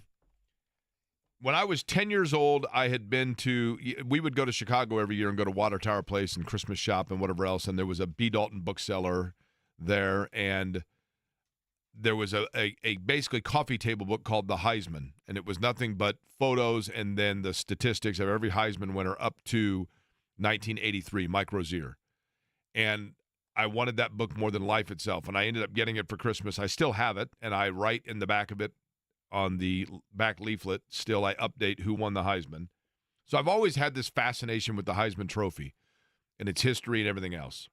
And when I asked the question of what Heisman Trophy winner has had the best pro career, and again, there's kind of a recency bias, but at the same time, on both sides, because I think Roger Staubach and Tony Dorsett, certainly, from an individual standpoint, Barry Sanders, O.J. Simpson, Earl Campbell.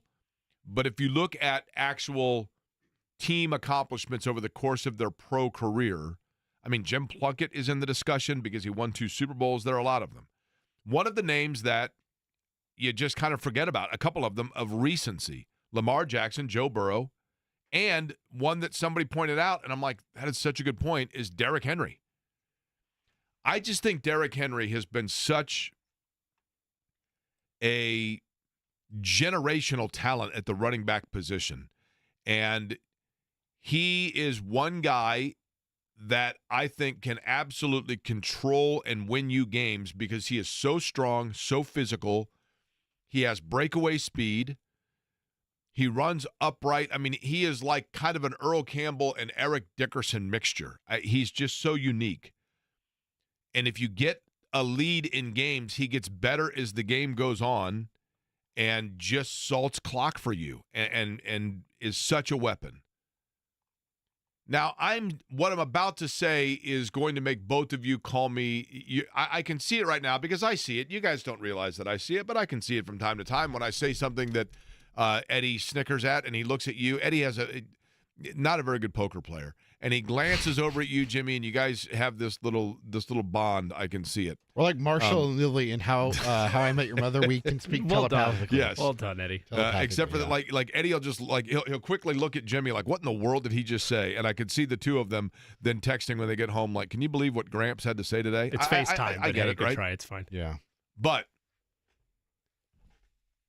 Anthony Richardson, to me, if he never learns how to become a consistent passer, has this unique ability to carry the football, and if he gets in space, he is so dangerous, but he also is strong and physical enough that I look at him and I go, could he be Derrick Henry?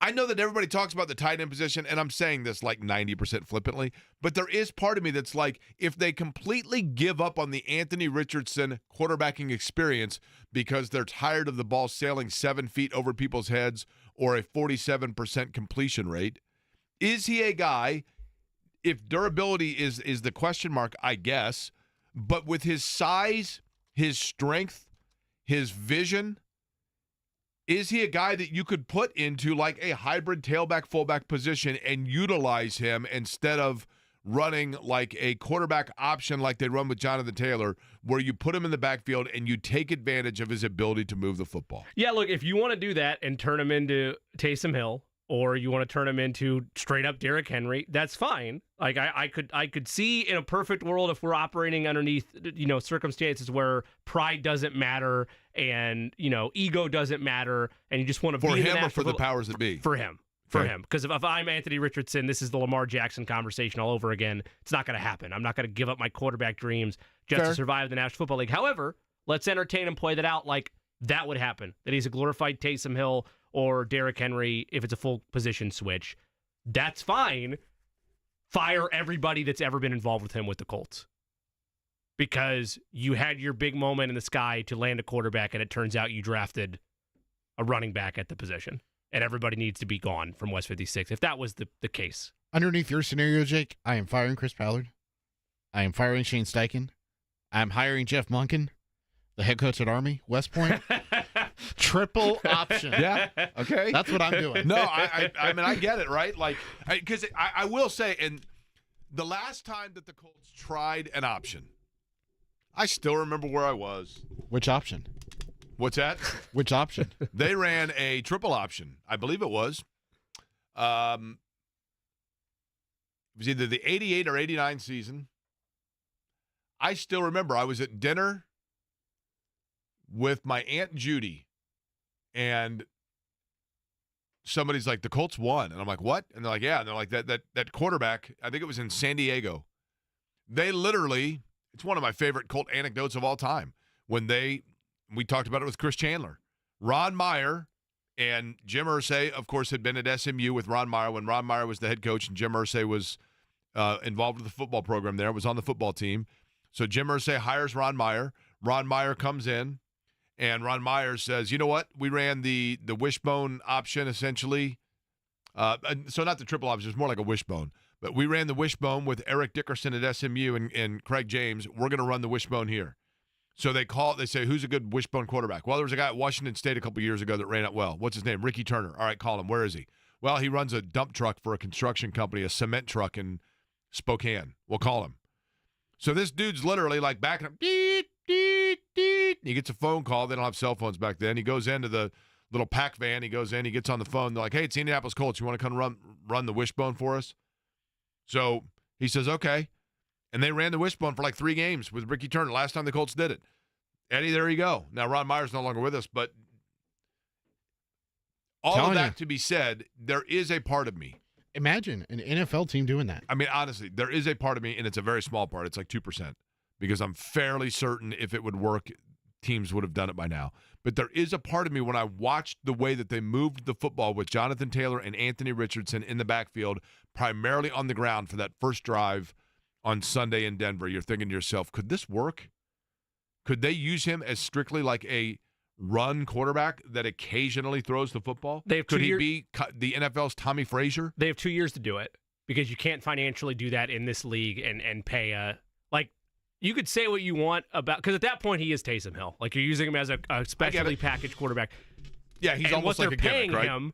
What the Saints are paying Taysom Hill is criminal compared to where their salary cap budget is. Like, for that fan base, it's criminal. So if you want to do that, you can enjoy it for these last 2 years of his rookie contract. I know we're being half flippant in that regard, but in terms of it being a viable option in today's NFL, not unless you're paying pennies on the dollar.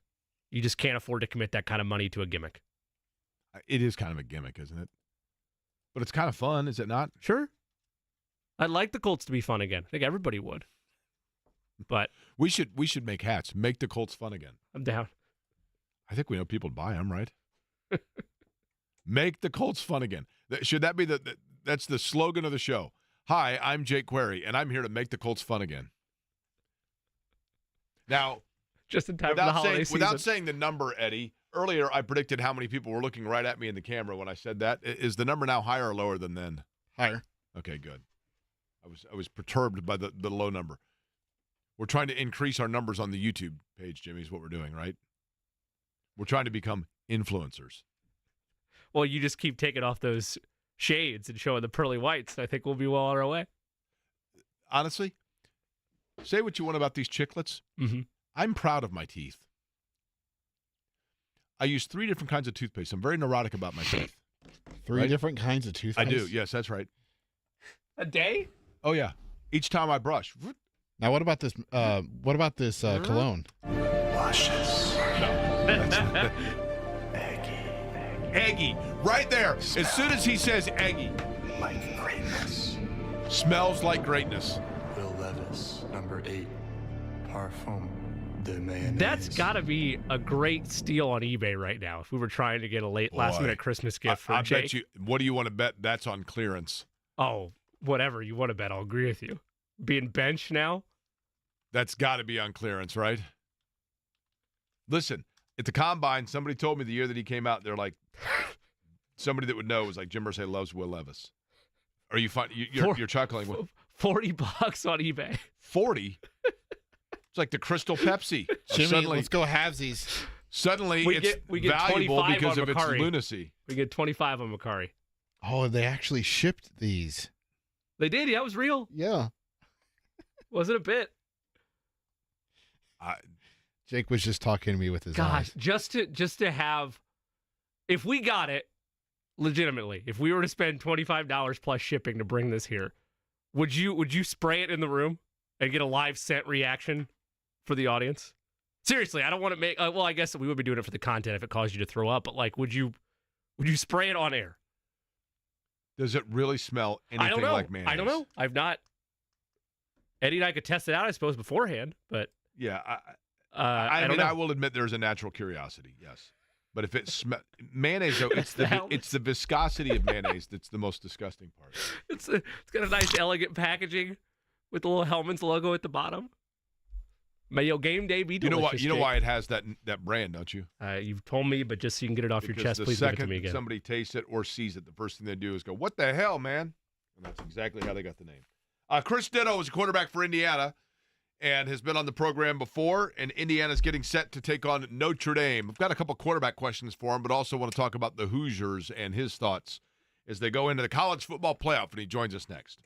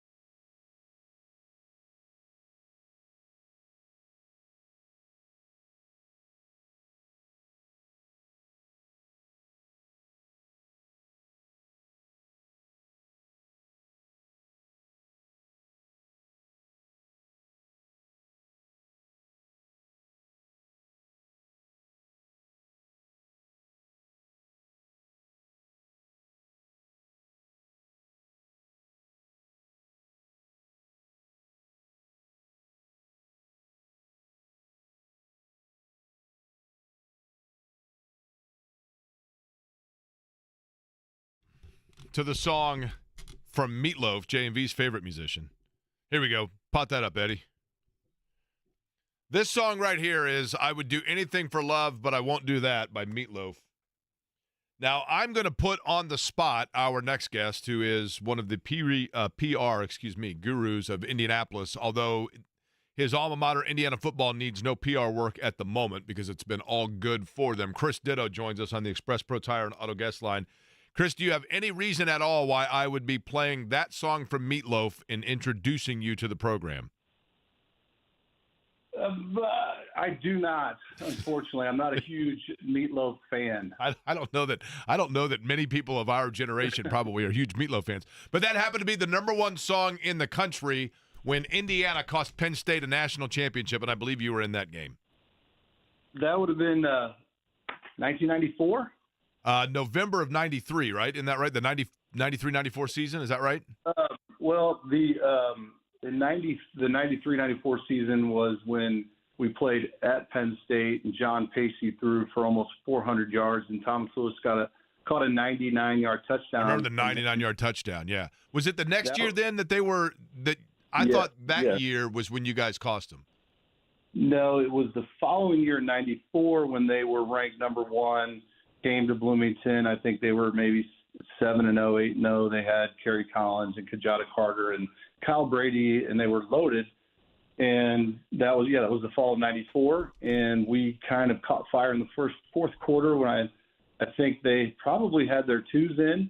But nonetheless, we lost 35-29. It was really kind of bogus. We went for two with no time left on the clock. Coach Mallory had us go for two. We converted to make it 35-29 final. And I think sports writers from around the country saw that score, didn't see the game, and they put Penn State from number one to number two. Okay, I'm gonna look up what the number one song was in 94 then, because I thought for sure that was the 93 season. I remember though that 99-yard Thomas Lewis play was, and obviously still would be, the longest play from scrimmage in Beaver Stadium history at Penn State. But point being, great memories. And the thing is, Chris, for the most part, I mean, with some exceptions, obviously, but for the most part, that is still kind of the benchmark of the last 30 years of Indiana football, right? Because it has been a struggle. There have been, glimpses here and there, but here we are. I want to know this, on a scale of 1 to 10, you being a native of Indiana, you being a product of Indiana football, what is your level of just overall pride and psyche and excitement going into this game now, some 54 hours from right now? Yes, it's off the charts. I mean, going back and thinking about, the beginning of the season with Florida International and Western Illinois, and the game, the Florida International game started off kind of slow. We were not real sharp. Curtis Rourke just did okay. And you just kind of saw the frustration mounting with Coach Cignetti during that game. And then we came out against Western Illinois and just blew their doors off. And then we went to UCLA, and which my wife is an IU graduate as well. I said to her, I think in June or July, we're playing at the Rose Bowl. We have to go. I have to be there. Who knows when we will have that opportunity again. So we went, and we're flying out there, and I look at my wife, and I'm like, are we flying out here just to see us get beat badly like things normally happen for Indiana football? And at that time, nobody knew really how good UCLA was going to be or Indiana. And then we just jump on them 14-0, and we just roll UCLA. 10,000 to 15,000 fans are there. I'm sure you've talked to many people that were at that game, and it was just so exciting to see that team, the confidence they not only built it from the beginning to the end of that game, carried over to Charlotte and then Maryland, and to see the crowds grow throughout the season and then ultimately have the 4 sellouts, the final 4 Big Ten games, it's unimaginable what's going on. And then to top it off, to play against, a program that is, has so much mystique around it with Notre Dame. I think people just look at Notre Dame Stadium with, in reverence if you're a college football fan, especially if you're a Catholic college football fan, which I grew up also in the northern part of Indiana. It's just so many things fell into place for IU with their schedule this year, including this game being in the state of Indiana. So, I mean, I could go on and on. So, Chris, here's the thing. Are they – and if you were to put aside – because, I mean, look, it's all of the magic of it, right? And it's been magical. But if you're to put that aside, and I'm going to ask this legitimately. I'm not trying to be like, the buzzkill here, okay? Yes. Realistically, you look at it and you go, Jake, the answer is yes, because they have played the games. And with the exception of 2 errant special teams mistakes against Ohio State, they have very seldomly hurt themselves. I guess the question is, if you can take away the logistics of the question, the linguistics of it, are they legitimately a playoff team? I know they are because they're in, but you get what I'm saying there. Can Indiana go in there and hang with Notre Dame and shock the world? So, of course, I'm biased, and I 100% think that Indiana can go in there and hang with Notre Dame, but they have to have a lot of things go their way. We've got to, the obvious things, the cliche things. We've got to win the turnover battle. We've got to we've got to give Curtis Rourke time to throw. We've got to stop their run game. We've got to be able to run the ball ourselves. And we've got to be able to establish that in the first half because, Notre Dame reminds me a lot of Michigan from last year, in the last 2 years. They're very, very stout defensively, and they run the ball. They just, their personality seems like they want to bully you up front, and they want to bully you on defense. And obviously Ohio State has a lot of those same characteristics, and we did not do well against them. But if you look at the totality of the season and the fact that we went 11-1, and while we didn't play the toughest schedule within the Big Ten Conference, the games that, we've handled everyone with ease. I mean, I went to the Michigan State game and was shocked at how we held them to nothing, negative rushing. And it went to the Purdue game. Obviously, Purdue had a down year, but we did absolutely anything we wanted to do against Purdue. But in the Ohio State game, obviously, was a huge disappointment. But as you said, if you take those couple of those plays away with our special teams in the punting game, I mean, we definitely moved the ball on the first drive of the game.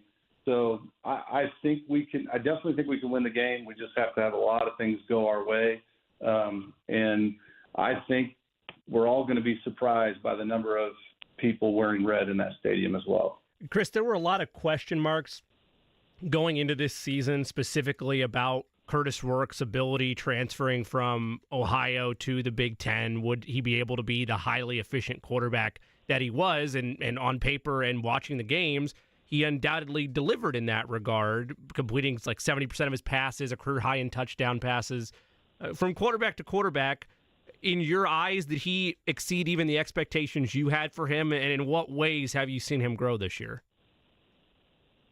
Yes, absolutely. He has exceeded my expectations, and I would say everyone's expectations. Just coming from Ohio, obviously put up great numbers and great statistics, being the MAC Player of the Year and being extremely efficient. But I also think, this day and age is so different with players and quarterbacks, and the amount of coaching they get from if you say I'm going to be a quarterback in high school, you're starting to watch film when you're literally 10 years old.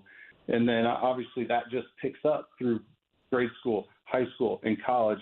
And then to cap it off with Curtis Rourke and many quarterbacks now in college that are playing in their 5th year or even their 6th year, and the amount of experience that he has being 24 years old, I don't want to say it was expected, but it's also not too shocking given his experience, his age, his maturity. He's married. He's going home to a wife every night. He's not going out to Kilroy's like maybe I was in college. He's more focused on not only college football and the games, but in life in general. So watching him all year and the professionalism that he's brought to the program, the calmness, the maturity that he shows in the pocket has definitely exceeded my expectations. And it's just been so fun to watch how efficient he is and the way he spreads the ball around to so many different receivers as well. Now, I noticed that you had to give the disclaimer that it was in college that you were going out to Kilroy's. Is that to say that you're not now? No. I was there many times. Many times this past September and October. I do have a son as a junior down there, so I figured as long as I still have a kid that's still in school there, it's okay to still go in Kilroy. Does that make sense, or am I definitely being? I think you're good after Chris, that too. Honestly, Here's the thing. I'll go with the best advice I ever got from Ed Sorensen. The thing is, it was weird, as I was like 15 when he said it to me. But he told me once, it doesn't matter, just so long as you're never the oldest guy in the bar. Yeah, exactly. Don't want to be so. If I'm in there with you, for example, you're good, right? I leave early. Yeah. I got news for you. Bad news, right? That's right. Hey, what have you noticed about? You played for Bill Mallory. That was. And I wasn't obviously there, Chris, but, by all account, a tactician and a guy that held people accountable just in understanding the importance of reps and doing it the right way and going about things the right way every single time. And I don't know how hard-nosed a Coach Mallory was, but what have you seen from Curt Cignetti? How would you describe his coaching style? And what is it about him that you think automatically caused this group and then ultimately the Indiana fan base to buy in and believe? Well, with Coach Mallory, I think there's a lot of similar characteristics between Coach Mallory and Coach Cignetti. I think while Coach Cignetti has absolutely embraced the NIL era and the transfer portal era, he also, it just feels like he's extremely old school, like Coach Mallory, the way he just approaches the no nonsense, no BS, no excuses, get the job done attitude, which is what Coach Mallory did. We would, if we had a practice and we weren't getting a play right, we would run it again. We would run it again until it was done to perfection. And I have a feeling, in just hearing how Coach Cignetti talks and hearing Coach Curtis Rourke being interviewed, they are somewhat perfectionists, and I think that has carried over to the entire team. And not only that, the confidence. I mean, I've never seen a coach come into a program like Indiana in the history that we have. And back in December, and I think I heard everyone, you guys talk about it back in December, the bravado that he came in with. I personally was like, we need to slow down here. We're still Indiana. You can't say, yeah, I hear you, right? You can't say Ohio State sucks. We're going to get punched in the mouth and we're going to get embarrassed. But, man, the guy absolutely has backed up everything, and he has meant it. And I was completely wrong. And, man, it's just amazing the culture that he established and as quickly as he has established it. And I think it's definitely helped that he's brought over 13 or however many guys he brought from JMU. They knew what he was about, and they knew how he operated, and they knew exactly what kind of culture he wanted. Now, Chris Dittoe's our guest on the Express Pro Tire and Auto guest line, the former Indiana quarterback.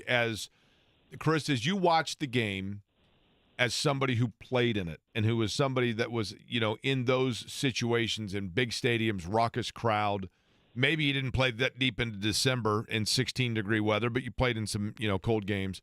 But as you're watching it, tell me what Chris Dittoe will be looking for in the first quarter or so of that game in terms of movements or body language or scheme that is going to tell you early whether or not Indiana is going to hang around and pull it off or whether or not Notre Dame is going to have an advantage. What do you, as an educated eye, look for? Well, I would say somewhat educated, first of all, Jake, but thank you for that. That's right. And again, I think this is also a little bit cliche when it comes to football, but if you ask anybody that really dives deep into it, I watched the line of scrimmage and how we're doing. How is our defensive line doing? Is it getting pushed around? Are they opening up huge holes? Are they getting 6, 7, 8 yards of carry? Or are we handling them? Are we stopping them at the point of attack? And vice versa. How is our offensive line? How are we running the ball? How are we protecting Curtis Rourke? Does he have time? I think when we watched the Ohio State game, we drove the ball right down the field on a 10, 12-play drive. Curtis Rourke had all kinds of time. And then all of a sudden, Ohio State made some adjustments, and bam, he had no time, probably the second two-thirds, the final two-thirds of that game. So to me, up front is going to be a huge determining factor on the outcome of the game. And I can only hope, that's another huge surprise that I think we've all been happy with is the play of our offensive line, the consistency of it, the fact that they've, for the most part, all remained completely healthy this year, and they've just played with supreme confidence. And I think that comes from Curtis Rourke and their center, who's also a 5th or 6th year guy. They've got so much experience, and I think we will be able to scheme it up correctly. I think our scheme will be good.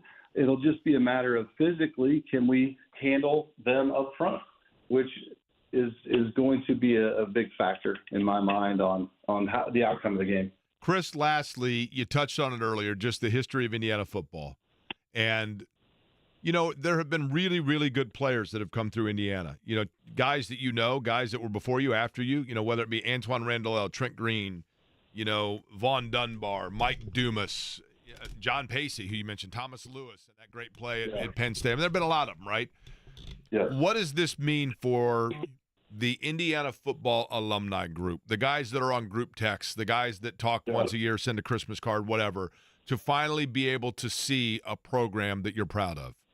Yeah, you know, just hearing you say all of that just gives me chills just thinking about this season and the amount of fun that we former players have all had throughout September, October, and November, and something that has been going on down in Bloomington that none of us thought was possible, to be honest with you. And you know, if you play college football, you played Indiana, it's kind of, I don't, you know, saying it's a laughing stock is probably too negative, but there isn't a lot of respect that has been given to Indiana football over the last 30, 40 years. There just hasn't been. But even though I know the guys that have played there, there's been so many that have gone on and had successful careers in the NFL. And the work that we put in was just the same amount of work that Ohio State or Michigan puts in year to year.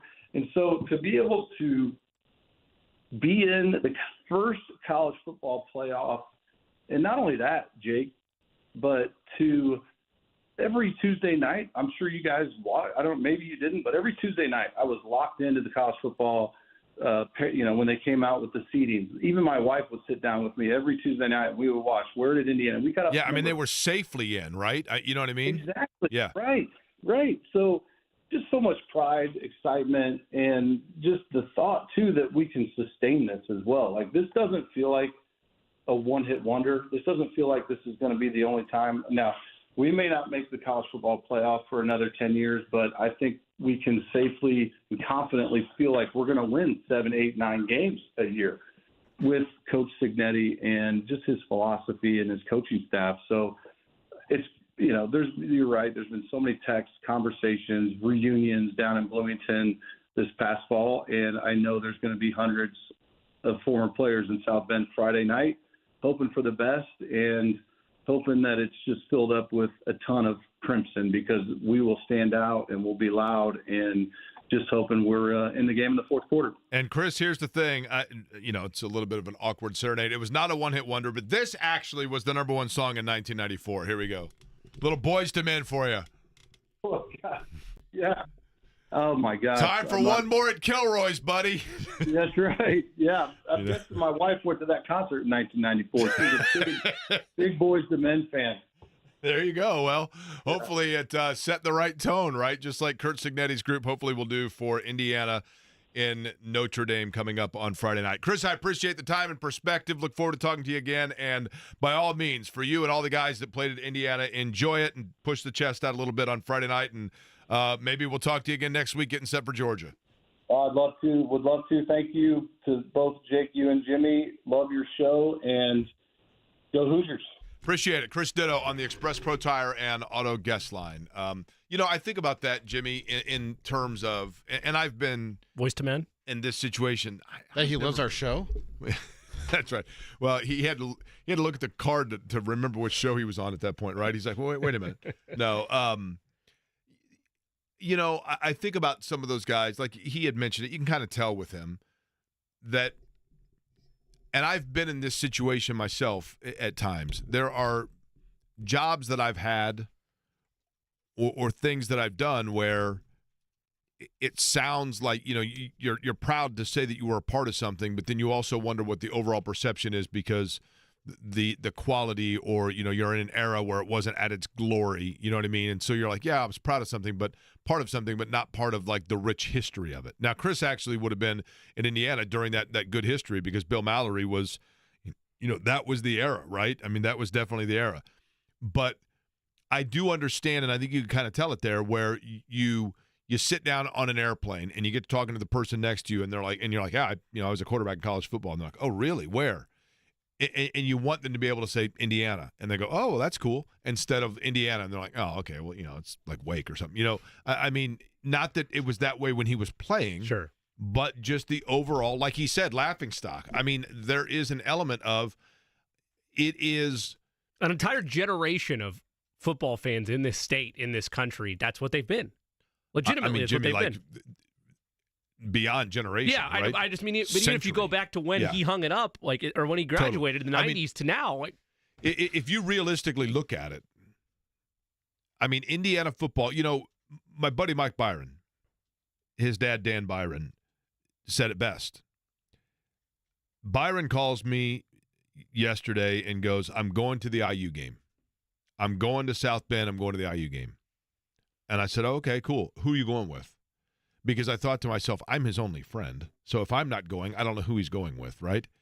And I said, well, who are you going with? Eddie has that problem a lot. Believe it or not. He's going with your buddy Alec, actually, Eddie. Really? No, so Byron said, well, I'm going with a bunch of guys from college, and this was smart because parking up there is outrageous. Oh, it's crazy. So Byron is going with a group, and this was smart. They're a bunch of guys that went to college at the same era, and they actually rented a bus. Yes. And they're taking a bus up, and they're coming back that night, right? But that way you're not driving, you're being responsible. You know what I mean? You can have a good time. Correct. Don't worry about anything. So he bought a solo ticket. He's like, yeah, I'm going to go up and tailgate with these people, but then I'm going to sit by myself up in the stands and go to the game. And he said, and so we were talking about just the price of it and the commitment to it and the cold temperatures and whatever else. And he said something I thought was really, I understood it. His dad, Dan Byron, who's a lifelong IU football fan, said to Byron, he goes, I will never forget the year that Indiana went to the Rose Bowl. That team was all juniors. And there were a lot of students at Indiana and grad students at Indiana and young people like Dan Byron was at that time that were like, yeah, but I mean, next year, wait till next year. Like they're like, we're not going to go to Pasadena this year, but next year we'll go because they'll probably lose to USC. But next year when they're all seniors and we go back, I mean, it's going to be awesome. Well, next year never came. So you have that moment, and you want to go seize it, and you want to go see it because you don't know, to Chris Dittoe's point, when it's going to happen again. Now, you would think that Indiana has put themselves in position where they're going to be competitive so long as Kurt Cignetti's coaching them.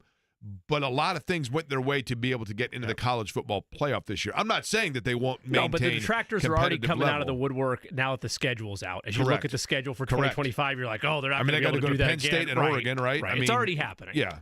So the playoff aspect of it, you just don't know when it's getting. Bill Benner who I saw last night, and Bill Benner's like, he's going. He said, I'm going to the Sugar Bowl if they win. I mean, he's all in. Because you just don't know when it's going to happen again. And the one thing that I've learned in life, is that, believe you me when I tell you this, and this goes for whether you're talking about an athletic competition, whether you're talking about a place you've always wanted, a town you've always wanted to see, and you're on a road trip and it's 2 exits over or whatever it might be, and you've only got an hour. Time does catch up with you where all of a sudden you're going to be facing a situation where you say to yourself, I wish I had not waited for the do-over. I wish I would have seized the moment and gone after it and just been able to say, as long as it was within my reach, I went ahead and reached out and captured a moment. Because that's what life's all about. And for Indiana fans, the moment's here. And it's cool. And I know for Notre Dame fans it is as well. And it's cool, but it's going to be a lot of fun. And it's hard to believe that it's just 2 days away.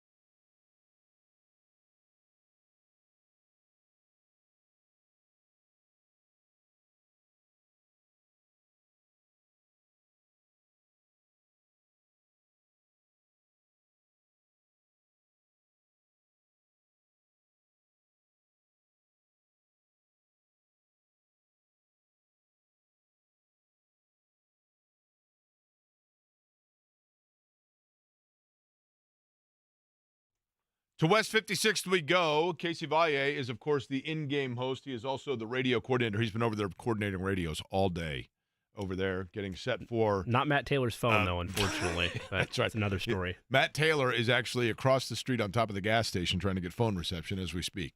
But Casey joins us here on the Express Pro Tire and Auto guest line. Casey, I appreciate the time. I will get to the big news of the day at least, and obviously there are bigger things to discuss. But Juju Brents, in terms of coming back off the IR in that 21-day window, that means that he can start working out and then they can then make the decision whether or not he returns to the field. We're obviously running out of time, but he is a guy that needs reps. I think has shown good promise when he's gotten looks. Is there any way to know whether or not he would return this year, or is this just something where they say, you know what, we'll get him into practice and that's the maximum that we would ask of him? You know, that's a good question. I would assume that he returns this year because you don't do this with 3 games left, because essentially if you do the math, it's a 21-day window. That would essentially have him practicing up to the end, and then they would have to deem him back to IR following the season. So if they wanted to get him some reps, it might be one of those things you did it in that final week just to kind of get him, you know, a handful of opportunities to get back on the practice field. And, I mean, you said it so well early on. I mean, this is a guy who needs all the reps he can get. It has been, you know, it was a great heartfelt story when you get the local product, but then 2 years of just injury-riddled seasons. This year, it all started on week 1 where he had that knee injury that we weren't sure if it was going to sideline for the entire season. We'll see, you know, how he can ramp things up this week. But, I mean, the dude needs as many reps as he can possibly get. So if it is just one of those things to get 3 weeks of practice, you can't fault him because he needs all the reps, and that'll be also beneficial for him moving forward. I listen, Casey, I understand that Sunday was a disappointment in all areas. What has been just kind of the mood or the aura that you have been able to see within the team since that, knowing that there are still games to play, and for that matter, playoffs still within possibility, although far more distant than they were 4 days ago? Yeah, absolutely. I mean, there's clear frustration. I mean, Zaire Franklin talked today, and, you know, like he's been doing the last handful of weeks, he's talked to the media at the podium, and when he walked in, he seemed pretty frustrated. It was one of those things where I know I got to talk to these guys, and we're all disappointed. We all wanted to be talking about something different. So you get that sense that the frustration is real. And that's one of the things, you know, working in this industry, you guys both know this. Like, you know, everybody talks about, well, these guys make a lot of money, so it's okay. I mean, they've been playing football to win their entire life. They don't play football just to make a whole lot of money. Now, the money does come with it. It helps. But these guys want to win just like the fans want them to go out and win. So they're as much frustrated as the fans are because they got to deal with all the other stuff on the back end. So you're seeing that real frustration definitely from these guys. But like you said, there's still 3 weeks left. And I didn't really dive into what the path looked like if the Colts would have lost last week, because I thought it would be a lot more tough to follow. But ultimately, the Colts win 3 games, the Chargers lose 2, and you're in the playoffs. So it's not that difficult to follow, but ultimately you got to go out and win 3 games in a row. And, you know, this team has not won 3 games in a row all year. So it'll be something that they've, you know, are going to have to do. They haven't been able to, but, you know, we'll see. It all starts on Sunday with a massive game against the 3-11 Titans team. Casey, with that being said, as you monitor these final 3 games, regardless of the playoff implications and them needing assistance from the Chargers, just on paper, focusing on the Colts, what do you want to see from them? Like what are you looking for these final 3 games to be able to have something to hang a hat on going into the offseason? I really think that, and I know this, you kind of play it 2 ways because you want to play playoff football and all of this stuff. But I think what you just brought up is the most important thing, because you've got 3 games left. You have to go out and play really good football and hope for other things to fall in your way in order to get ultimately into the playoffs. So what you want to see is you want to see a handful of things look really good heading into the offseason. So I think ultimately getting wins is a part of that. It always feels better, you know, closing out the season with some wins. But I think you have to see more consistency in the passing game from Anthony Richardson. I mean, you look at the amount of times where he's completing 50% or fewer of his passes. It's 8 times this year. That number, you just can't sustain that kind of, you know, ineffectiveness, I guess you will, in the passing game in order to ultimately get where you need to go. So I think the game needs to continue to slow down for Anthony. You want to see, fewer turnovers. That was a thing that happened last week that really kind of helped implode everything in that Broncos game, where the amount of turnovers that you had. So Anthony Richardson's probably the biggest one on your list, but then I kind of look at some of these young guys. Like you want to see Latu be able to impact the game as you wanted him to be when you took him as the first defensive player taken in the draft. Last week he had 2 assisted tackles. That was it. He's only had one sack in the last handful of games. So I think you want to see your young guys, really take that next step. So you look into the offseason looking at what they're going to be instead of just waiting for it to come along. I mean, A.D. Mitchell is probably another guy you want to see.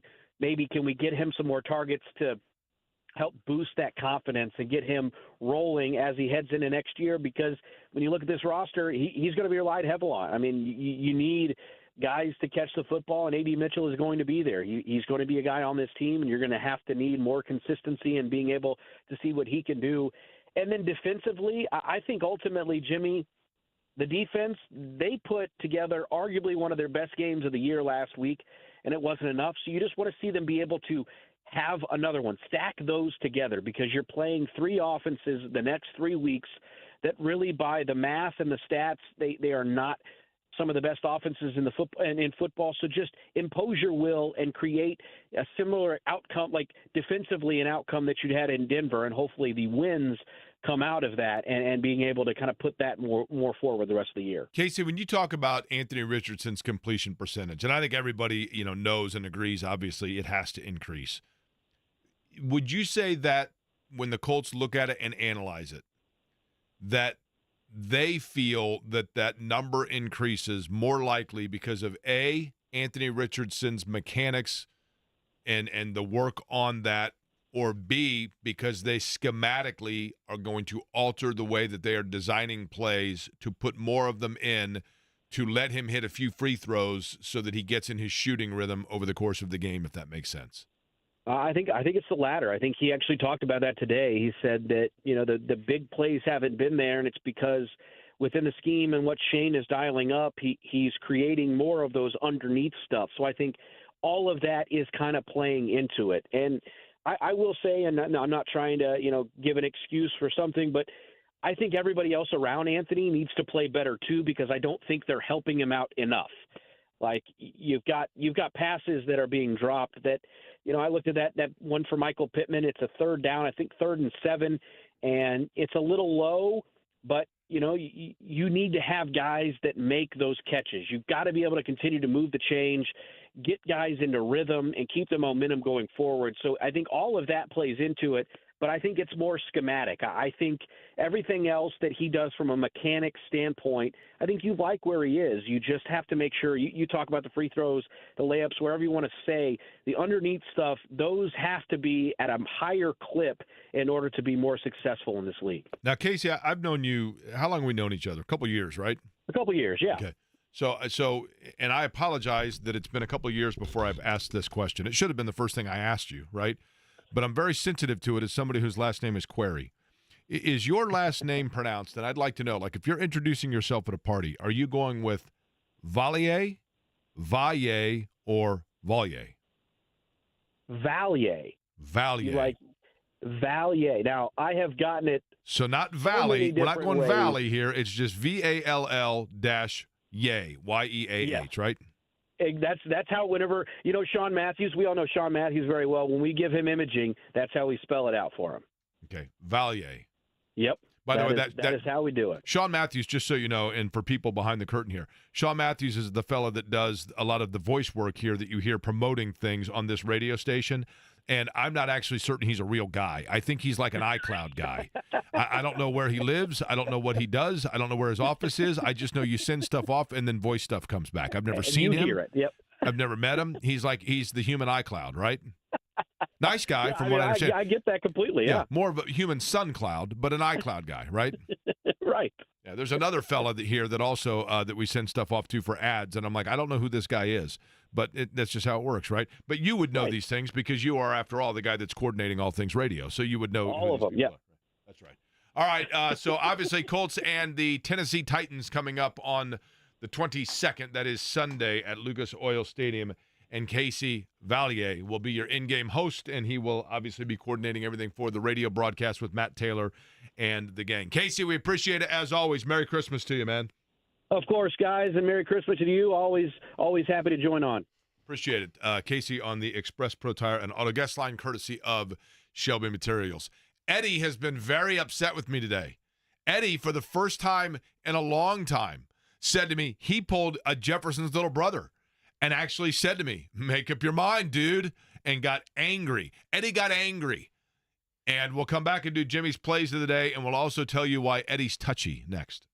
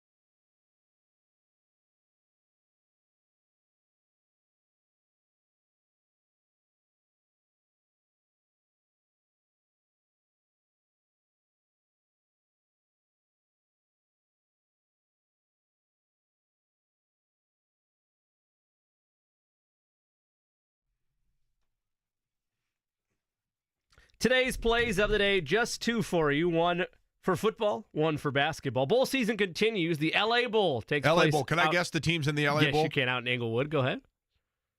By the way, please tell me the LA Bowl is actually the Snoop Dogg Bowl. Isn't there a Snoop Dogg Bowl?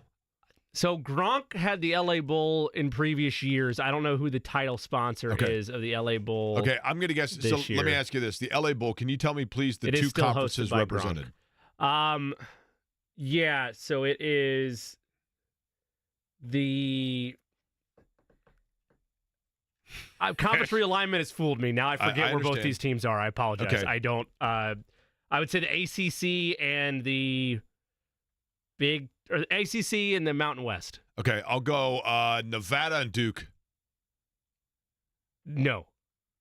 Do you want to guess again? Yeah, I'll go one more here. The San Jose State. And you were right in the region with with one of the teams you gave. UNLV? Yes. Okay, UNLV and... I could be wrong on conference realignment here with the conference I gave you. ACC and Mountain West. I was right. Okay, ACC. All right. But new to the ACC, correct, because of conference realignment. Yep. Louisville? Mm-mm. New this year to the ACC? Newer, yes. New this year to the ACC would be SMU. Obviously, it's not them.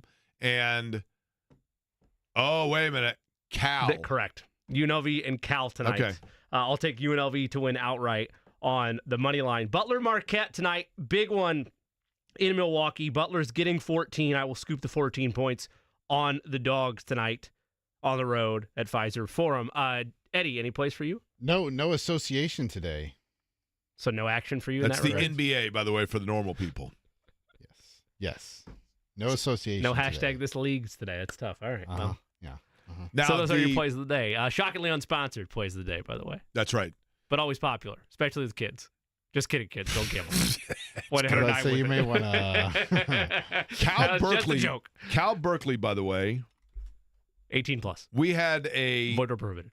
We had a semi-regular tradition with IndyCar Radio when we raced in Sonoma of the Saturday night, because it was usually towards the end of the IndyCar season, so the college football season would be underway. And we went I think it was it 2 years in a row, maybe 3. We went to go see Cal Berkeley play at home.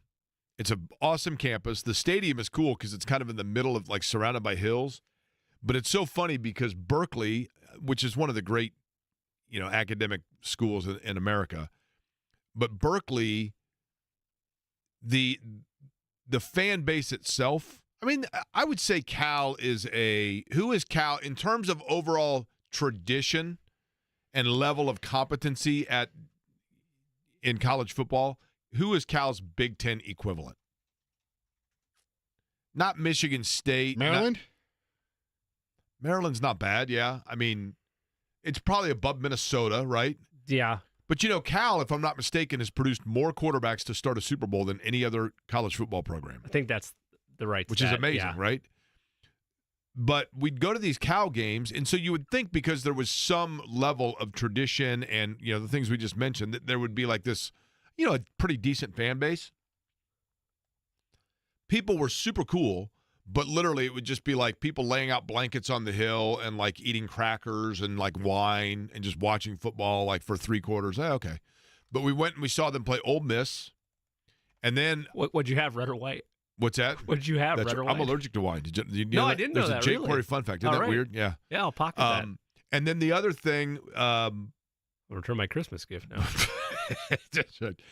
Boone's Farm, if it's that. I saw him play Texas also. And I remember the Texas mascot had on cowboy boots. It was a steer, so they didn't bring Bevo, but the actual fella they had dressed as a cow, as a longhorn, had on cowboy boots. But it was fun. We always had fun with that. Speaking of traditions, by the way, I think I've mentioned this off the top of the show, but I'm going to mention it again because I want to issue thanks here. And somebody asked me what the story was. I still remember it well. When I was in college, I was at IU, and, I think people know that, I completely, just by proximity, because I lived next door to him, I lived next door to Pat Knight, so we were, friends in college. And Robin Miller had written an article about Indiana where he took some shots at Pat Knight.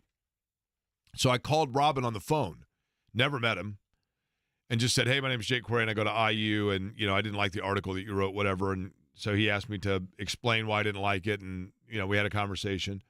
And he said, well, son, what's your major? What do you want to do there? And I said, well, I'm an English major, but what I'd ultimately like to do is be a sportscaster or whatever else. And he said, well, why don't you come visit the Star? So I think it was the next day, I drove up to Indy, and I met with Robin Miller, and he said, you want to work for the largest newspaper in the state? And I said, well, what do you mean? And he said, we have an agate bureau, which is just guys that take phone calls from like 7 to 11 p.m. after high school basketball games or high school football games and answer the phone and enter in the box scores that then go on the agate page of the Star, which was one of the real cool pages back in the day. And so he walked me across to the guy that was the coordinator of that group and said, this is Jake Quarry, and he goes to IU, and I think you should hire him in the agate bureau. And literally, like, the next Friday, I was answering phones, and it was mostly guys that were journalism majors, but just guys that were all just trying to find our space, right? Find our path. And the one thing about Robin Miller that I've never forgotten was, and Robin was a man around town, right? He was always having a dinner somewhere or going out for, a tenderloin with Billy Shepard or going to a pizza party or whatever. He never went out to an event without bringing back boxes of food for the guys that were working the agate bureau. I mean, literally every time you worked, here's Robin at 11:30, and he's bringing in pizza or steak, whatever for guys.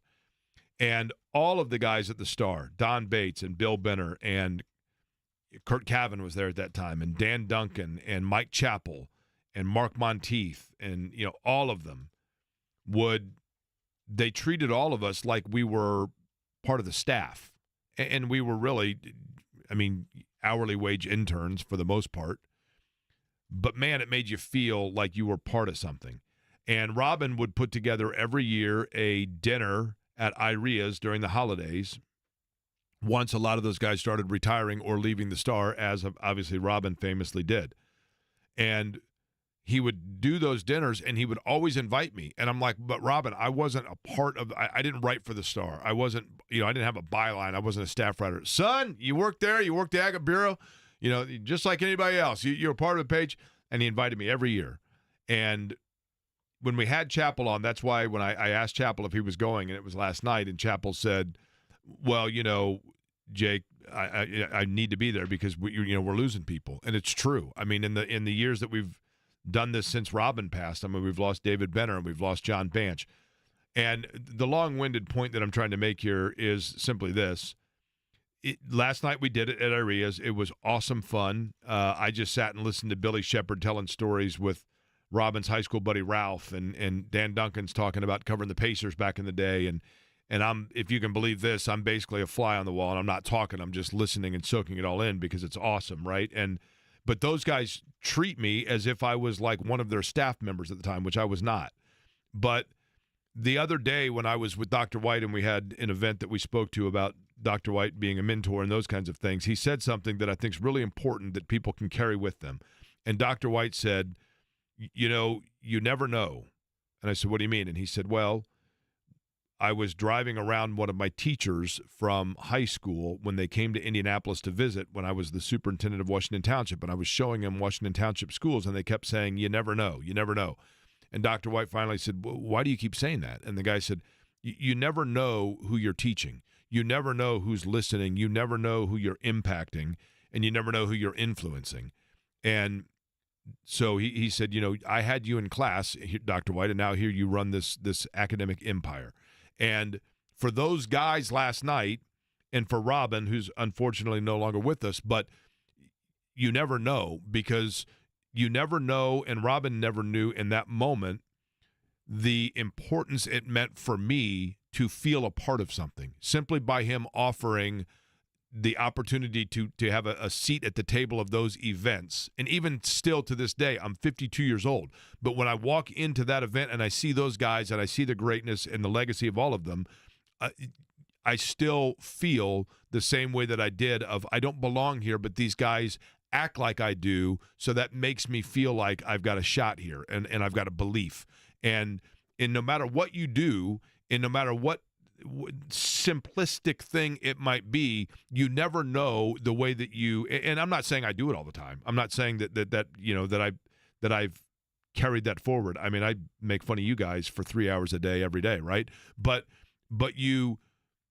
I'm just so grateful, and I wanted to express to Bill Benner, who continues, he's kind of carried on the legacy of this dinner.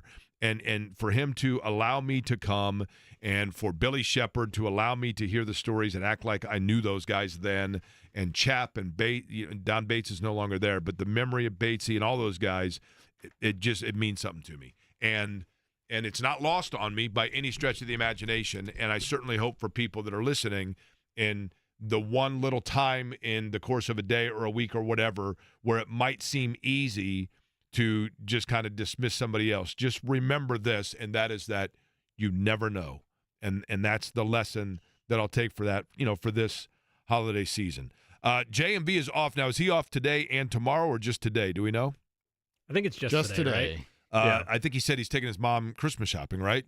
Yep. So Greg Rakestraw is in for him. Eddie, you are off the rest of the week. Is that right? That is correct. And you are back with us on Monday? That is correct. Now, would you please sit or stand? That's what Eddie got mad at me about. Eddie got mad at me because I keep sitting and standing, and I meant to tell you that. He's never before, he was like Spicoli. Make up your mind, dude. Eddie, I've never seen you like the this. Spring so I'd like to know how my sitting or standing affects the life of Eddie Garrison. Well, I'm trying to work back here and do my job, and I got to switch cameras over here. I got to do all sorts of different things, and you're sitting up and standing down, sitting up and standing down every 5 minutes. And here it is. I should probably be more accommodating towards that because you never know, right? So that's right. My apologies. You never know when Eddie's going to snap. Yeah, your face isn't on the camera when I have to go to this aerial shot. Hang on just a second. Jake has smiled towards the upstairs camera. Twice now. That's the sound of massive clicks towards the YouTube page. Greg Rakestraw's in next. Jimmy and I are back at it tomorrow. Eddie will be back with us on Monday, and we thank you for listening to Query & Company.